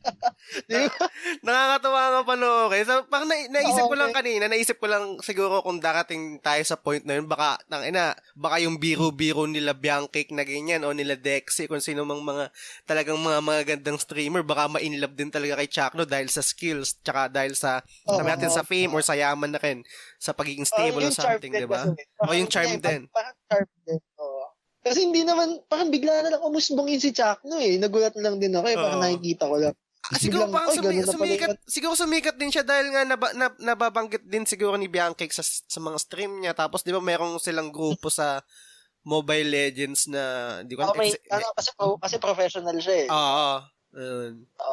So yun, siguro hindi siya malapit mangyari. Parang baka pwede, gano'n. Posible siya. Hindi naman, wag natin isarado yung pinto. Kasi ako, parang once upon a time, parang naisip ko din maging professional player. Parang pinuro niya yun. Parang nag-wish din ako na sana may ganun akong skill, may ganun akong knowledge sa game Kaya parang sobrang posible niya mangyari. Hindi natin masabi. Ganun. Natutuwa lang ako, tsaka excited din ako para dun sa part na yan. Kasi nga, na parang excited ako na ma-recognize na rin yung esports as legit talaga na sports. Kasi alam ko hindi pa siya ganun Although, ngayon sumisikat na siya, ang dami ng fan base, ang dami na talagang... Alam ko sa SEA Games last year ata, or 2 years ago, naging part na siya ng SEA Games, alam ko yung League of Legends. Alam ko naging part na siya. Hindi ako sure, pero ang point ko lang is yung talagang mararecognize, yung parang wala lang naysayers na, video games lang naman yan. Yung ganun ba? Parang nangangarap ako na parang balang araw sa future na talagang matanggap na rin nila na parang yung esports ay sports na rin talaga. Minsan nga gusto ko nang tanggalin yung na parang sana sports na lang din talaga siya Kasi, di ba? Pero siguro kailangan din talaga yun para ma-distinguish kung anong klaseng sports. Pero yun nga, sana sa future talagang ma-recognize na rin siya as sports kasi para sa akin sports din naman talaga siya eh. Oo, kasi hindi rin naman biro yung effort, time talaga na na maibuhos mo dun sa game. Kunyari, for example, sa Dota, yung mga pro player, hindi lang naman basta naglalaro yan, nagbo-bootcamp yan. Totoo. Yung nilalaro nila, i-replay nila yan, i-frame by frame pa nila yan, kung ano yung ginawa nila at yung maling ginawa, yung tamang ginawa. Ganyan. So parang, rin siya, parang sport na din siya kasi although hindi siya physical activity, pero yung mental activity mo, mas nakaka-exhaust yun. Totoo. Parang nung hindi ko matandaan kung year 2010 yata to yung una kong, hindi pa ako nag-abroad doon kasi nag-abroad kasi ako sa Korea. Pero yung 2010, parang kakagraduate ko pa lang ng college, meron akong napanood sa Discovery Channel yata or Nat Geo. Parang documentary siya ng mga pro players sa Korea na doon ko unang nalaman na yung mga pro player pala sa Korea yung mga player ng mga StarCraft, mga ganyan. Yun nga may mga bootcamp, meron silang mga bahay, tapos doon sila nakatira, nagte-training sila sa mga bata. Sabi ko, putang ina, totoo ba to? Na parang binibigyan may allowance sila, meron silang sahod, may sweldo sila, tapos may sarili silang dorm. Ganun, doon ko ulang napanood yun, na parang meron palang ganun, tapos ngayon nga. Kasi, actually, correct me if I'm wrong, parang ang malakas talaga na player ng StarCraft sa Korea yata eh. Hindi ko rin sure pero yun, sa StarCraft. Kasi sila nag-start ng sa tournament eh. Oo, so parang sa Korea. Parang may napanood ako na documentary na ganun nga, yung mga players nila talagang inaalagaan, meron silang mga manager, meron silang company, tapos yun. So parang, stig So ngayon nakakatuwa na talagang nangyayari na siya na mas malawak na yung ganong klase. Kasi dapat din talagang alagaan ng mga gamers or yung mga pro gamers na yan. Kasi feeling ko yan din ang magdadala sa atin sa karapat-dapat natin paglagyan or yung esports eh. Kasi kung hindi mo aalagaan yan tapos yung mga talents na sasayang lang. Tangina, 'di ba? Yun din, yung sinasabi ng parang ano ba yun, sa vlog ni, ewan ko kung kilala mo, si Trike Gutierrez, yung may-ari ng partner ni Alodia sa Tier 1. Parang, hindi kaya niya, kasi yung Tier 1, parang siyang agency ng mga esports talent, which is, doon sina Bianchi, sina Kong TV, mga ganun sila nakasign. Ang target ni Trike is, i-showcase ng mga esports or mga esports player, mga professional, yung skill nila. Kasi yung nangyayari yung iba, kukunin sila ng ibang team, tapos bibigyan ng allowance, bibigyan ng kontrata, parang ganun. Tapos, papalaruin, ibo-bootcamp, i-train. At the end of the day, pag natalo sila sa tournament, pag natalo sa kung ano man sinalihan nila, kinakat sila. So, nawawala din. Hindi nila na-handle ng maayos yung talents nila, yung skills nila sa pro scene, gano'n. Nakakalungkot. Parang sa NBA din, 'di ba, na parang kunwari, yung sa Lakers binitawan kagad nila si D'Angelo Russell, tapos nung napunta sa Nets, putang ina, nag-boom. Ang galing yung mga bagay. Kasi pero ewan ko, hindi ko alam, wala kasing alam, di ba, parang sabi nila, business is business, kailangan lang talaga, kasama sa business yan, na parang bibitawan mo yung player mo para makakuha ng mas okay pa na player. Ewan ko, hindi ko rin alam eh. Baka normal din talaga sa, sa ganong klase. Kasi business is business nga. Ibang team kasi parang, business, business to, hindi naman ginagawa yung para ibagsak yung parang naitayo nilang pangalan dun sa community, pero dahil nga gusto nilang may ma-achieve, ganun yung ginagawa nila. Parang yung din, 'di ba? Pero meron din mga hindi mga gandang epekto. Parang kunwari, ewan ko kung totoo 'yun, 'di ba? For sure familiar ka yung trade kay Anthony Davis, 'di ba? Na parang hindi parang naapektuhan sila Kuzma, sila Ingram. Noong February, nung nag-trade deadline na. Oo, tapos 'di ba parang yun nga yung dinadahilan kasi nga syempre, gusto mo ba maglaro sa team na parang ite-trade ka lang din naman? Parang gano'n siguro. Parang, paano bang, tinamaan talaga sila ng todo. Kasi, parang effort silang pumasok ng playoffs nun. Tapos, nalaman nila, sila yung nasa, trade loss. Sa ganun. ba? So, sa mga agency ba ng mga nabanggit mga tier 1, nagkakaroon din ba silang mga pirata-pirata or mga trade ng mga talents? Kunwari, trade ko si Biancake sa 10 streamer ng gantong agency. Yung mga ganun. May mga ganun bang nangyari sa mga Hindi siguro. Kasi parang anong nangyayari sa kanila is, parang nagtatrabaho lang sila sa opisina. Nakakontrata sila. Tapos ito yung payroll nila, parang ganun. Ganun yung kasi na-research ko about doon. For example, si Kong TV. Nung nag-sign siya sa tier 1, ang talagang main focus niya is mag-stream ng PUBG. Okay. Tapos hanggang sa parang naging open na lang yung tier 1 dun sa pag-vlogs nila dun sa condo, parang ganun. Kaya parang nagkaroon na lang, parang nadagdagan na lang yung mga parang job description nila. Okay, gets. Parang empleyado ka lang ng tier 1. Gets. Pero may idea ka kung magkano yung kunwari meron silang sahod, 'di ba? Monthly. Meron din ba silang bonus kunwari itong isang video ko umabot ng 2 million pero ang pinaka minimum lang ang quota mo lang is 1 million. Kaso nag 2 million siya. Meron ba silang bonus na sahod? Meron. Kasi parang, di ba meron nga doon, kunyari sa Facebook, meron nga yun magsasend ka ng stars. Alam ko pag, kunyari, kasi ang kikita doon hindi si Nakong Ang kikita doon yung company Tapos, kunyari, sabi natin, umabot yung donations natin ng ganito. Parang may cut kayo doon. Ganyan yung sa kanya. Gets. Kasi meron din yung, may mga magsusubscribe din. Tapos, may ads din. So, talagang malaki yung kikitain ng agency. Kasi, based doon, kung naka-base doon sa contract mo is yung sa ads and sa subscription is direct sa kanila or direct sa'yo, doon din yun. Tsaka yung meron pa silang mga labas, no? Yung sa mga events nila or kunwari mga endorsements, ganyan. Iba rin yun. So, talagang parang talagang talent agency na parang ABS na may kontrata, ganito yung sasahurin mo, ganito yung pera mo. Nice. Yun.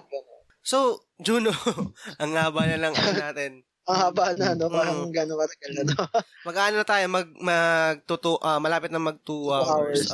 So, siguro, dami na rin naman tayong na-discuss. Siguro tapusin natin tong kwentuhan natin sa huling statement siguro kung anong may bibigay mo sa mga nakikinig ngayon tungkol sa idea mo rin sa streamer. Katulad, alam ko na nabanggit na rin natin pero pwede mo pa rin naman ulitin. Unahan ko na, parang gusto ko lang din sabihin sa mga nakikinig na kung trip nyong manood ng mga streamers, hindi naman din kayo pipilitin or hindi rin naman dapat kayo pilitin na panoorin kung ano yung bagay na hindi nyo naman din gusto, di ba?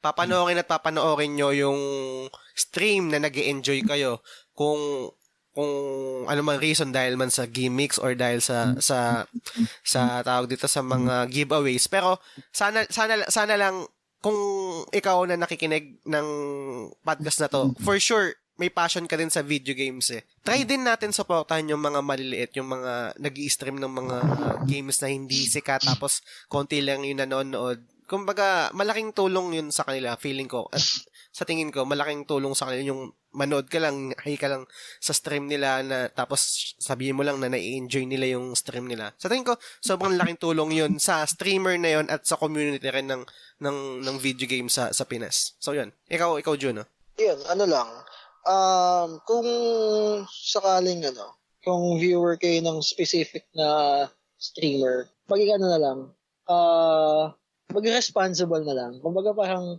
huwag natin sirain yung sa community na isi-share mo yung stream sa buy and sell na group or sa kung saan man. Kumbaga parang nice. Ganda niyan. Lagyan natin sa appropriate na groups or kung saan man. Tapos, ano ba? Ayun, supportahan lang natin yung mga streamer na sa tingin mo is worth it naman yun na sa ginagawa nila, kung alam mo passionate naman sila, go support. Pero yun nga, recommend ko din na try din nating i-check yung ibang streamer, lalo na yung mga niche groups nga. Kasi parang yung mga OG yun eh. Pag yung mga napanood mo, alam mo yung walang giveaway, walang gimmicks. Pure intention lang. Pero solid. Yun lang. Siguro maging responsible na lang din dun sa sa pagiging viewer, sa share, sa pag-support. Parang in that way, hindi ma-apektuhan yung community. Parang ma-appreciate pa ng iba na, sobrang sobrang okay nitong community na to. Hindi tulad ng iba na parang yun nga, sorry for the term, pero desperado, ganun. Kasi at the end of the day, isang community lang din naman yan eh. Totoo. You love games, I love games, parang doon tayo umiikot. So parang sa panahon ngayon, hindi naman talaga mga sobrang normal na yung ganung bagay. Kasi sobrang accessible niya sa phone, kung may console ka, kung may PC ka, sobrang accessible niya. So, ganun lang talaga. Parang be responsible na lang. Nice. Agree ako dyan sa lahat ng mga sinabi mo. So, Juno, salamat sa pag-guest mo. Salamat sa episode na to. Salamat sa time mo. Sobrang na-enjoy ko itong mga napagkwentuhan natin. Kahit hindi ako masyadong knowledgeable sa video game streaming dito sa Pinasal na sa Facebook. Sobrang dami ko rin natutunan sa mga sinabi mo. At saka, isa mga nakikinig din, sana marami rin silang natutunan. So, bago kita pakawalan, sir, meron ka bang gustong i-shoutout o batiin o may gusto kang i-promote? Kahit ano yan, sige lang, go. Ayun, sige, since yun sabi na, gusto ko lang, invite yung mga, kung meron tayong mga listeners na mahilig sa music. Yun, promote ko lang yung event namin sa September 5, dito lang sa may Tomas Morato, sa Tomato Creek. Ang tawag namin dun sa event is, Salon Pass Night. Salon Pass Night, nice. Mga event siya, mga banda tutugtog, mga magko-cover ng mga pop-punk, mga early 2000s, mga 2000s, mga banda like Chemical Romance, nice. Taking Back Sunday, mga ganun. Ayos. Mga pop-punk banda, yun, promote ko lang. Sa September 5, yun, Tomato Creek, Tomas Morato. Nice. Yun, taking tayo, ganun. Marami. Ilalagay ko na lang din sa meron ba kayong parang page or parang poster? Search na lang yung sa Facebook page namin, Crazy Duck Production. Crazy Duck Production. Duck. Duck. Okay, Crazy Duck Production. Search na lang. Nandun lahat ng info, yun. Nakita tayo doon if ever may mga listeners ka na Stig yan. Na may sa music, yun. Meron din akong meron din akong moment sa kasi baka ako yung mag-host ng araw na yun kung saan hindi ako busy. Yun. Stig, meron din kasi akong moment sa buhay ko na naging music ko din yung mga Taking Back Sunday nung mga siguro mga emo or mga tayo, mga make damn sure, mga kasi napakinggan ko din yung episode nila Pathetic Kid. Yan yung nakahinit ako. Si Pathetic Kid. Ayun. So, sir, sobrang salamat sa pakikinig. Yun, sobrang salamat din. Ayun. Yun, salamat. Kaya parang ina-encourage ko din yung ibang listeners mo na parang mag-reach out kasi sobrang bait na to ni Jazz eh. Nagulat niya kaya parang sobrang nagulat niya ako na sinabing nung nag-reach out ako sa'yo na gusto kong i-open yung topic about sa ganito, ganyan. Yun. Kasi okay din tong episode na yung may mag-reach out sa'yo, gano'n. Tapos, gano'n. Magandang kwentuhan, gano'n. Tsaka, yun nga. Tsaka, salamat sa'yo. Tsaka, yun nga. Sa mga listeners na open pag sinasabi ko sa inyo na parang open ako na sa ganitong klaseng setup, totoo yun. Kumbaga hindi siya marketing ploy or kung ano man, open talaga ako kasi gusto ko rin kayong makausap, kayong mga nakikinig, gusto ko rin kayong maging part itong ginagawa ko, itong podcast. So, hindi lang kami na magkakaibigan. Actually nga, kung kapitbahay ko lang kayo, baka, o ito, kung sakali kapitbahay ko si Juno, baka diyaya ko na siya dito kaso hindi pa rin kasi maganda yung place ko. Actually, mas masarap din kasi talaga na magkaharap tapos may konting beer or kung ano mang iniinom. So, yun talaga yung... yung balak ko noon nung nag-uusap tayo. Kaya yung sinabi ko na, studio bar DIY, para at least, alam mo yun, At least yung sabi nga, Alfonso Light. Minsan kasi hindi pa ako ganun ka-confident na mag-invite dito sa bahay kasi kwarto lang kasi ito tapos sobrang init. Sobrang init. Kasi sabi mo, pati yung nadadaan ng aeroplano, kaya Yun. Saka kaya kailangan talaga nakasarado yung ngayon, itong setup ko ngayon, nakasarado yung pinto, nakasarado yung bintana, tapos yung electric fan naka number 1 lang tapos hindi nakatutok sa akin. So hindi ganoon ka okay yung yung lugar pa. So siguro sa future pag nagkaroon ng pera, magkaroon tayo ng studio, madali na siguro mag-invite ng soundproof, tsaka soundproof na. So yun. Again, sir, salamat sa pakikinig. Salamat sa mga thank you. Sa mga nakikinig ng podcast na to, sa episode na to. Sana na-enjoy nyo. Hanggang sa susunod na episode ulit. Bye!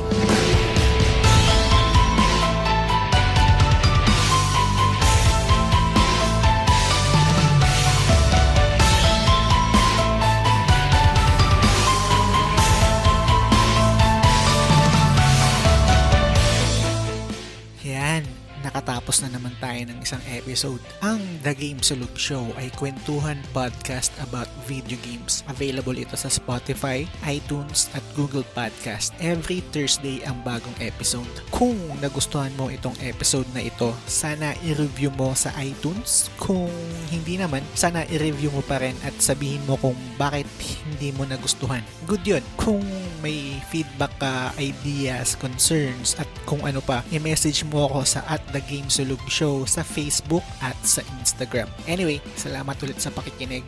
Hanggang sa muli. Bye!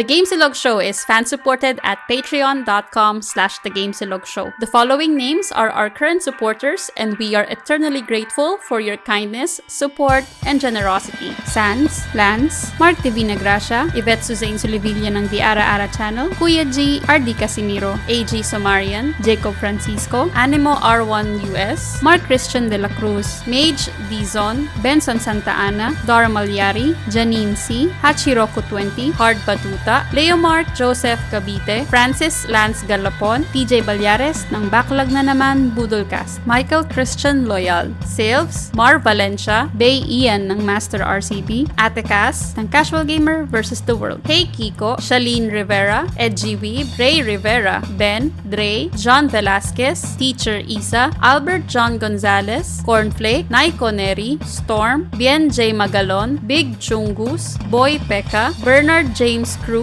Matthew 99, and lastly, Jed Basilio. Maraming salamat sa inyong suporta. The Game Sulog Show.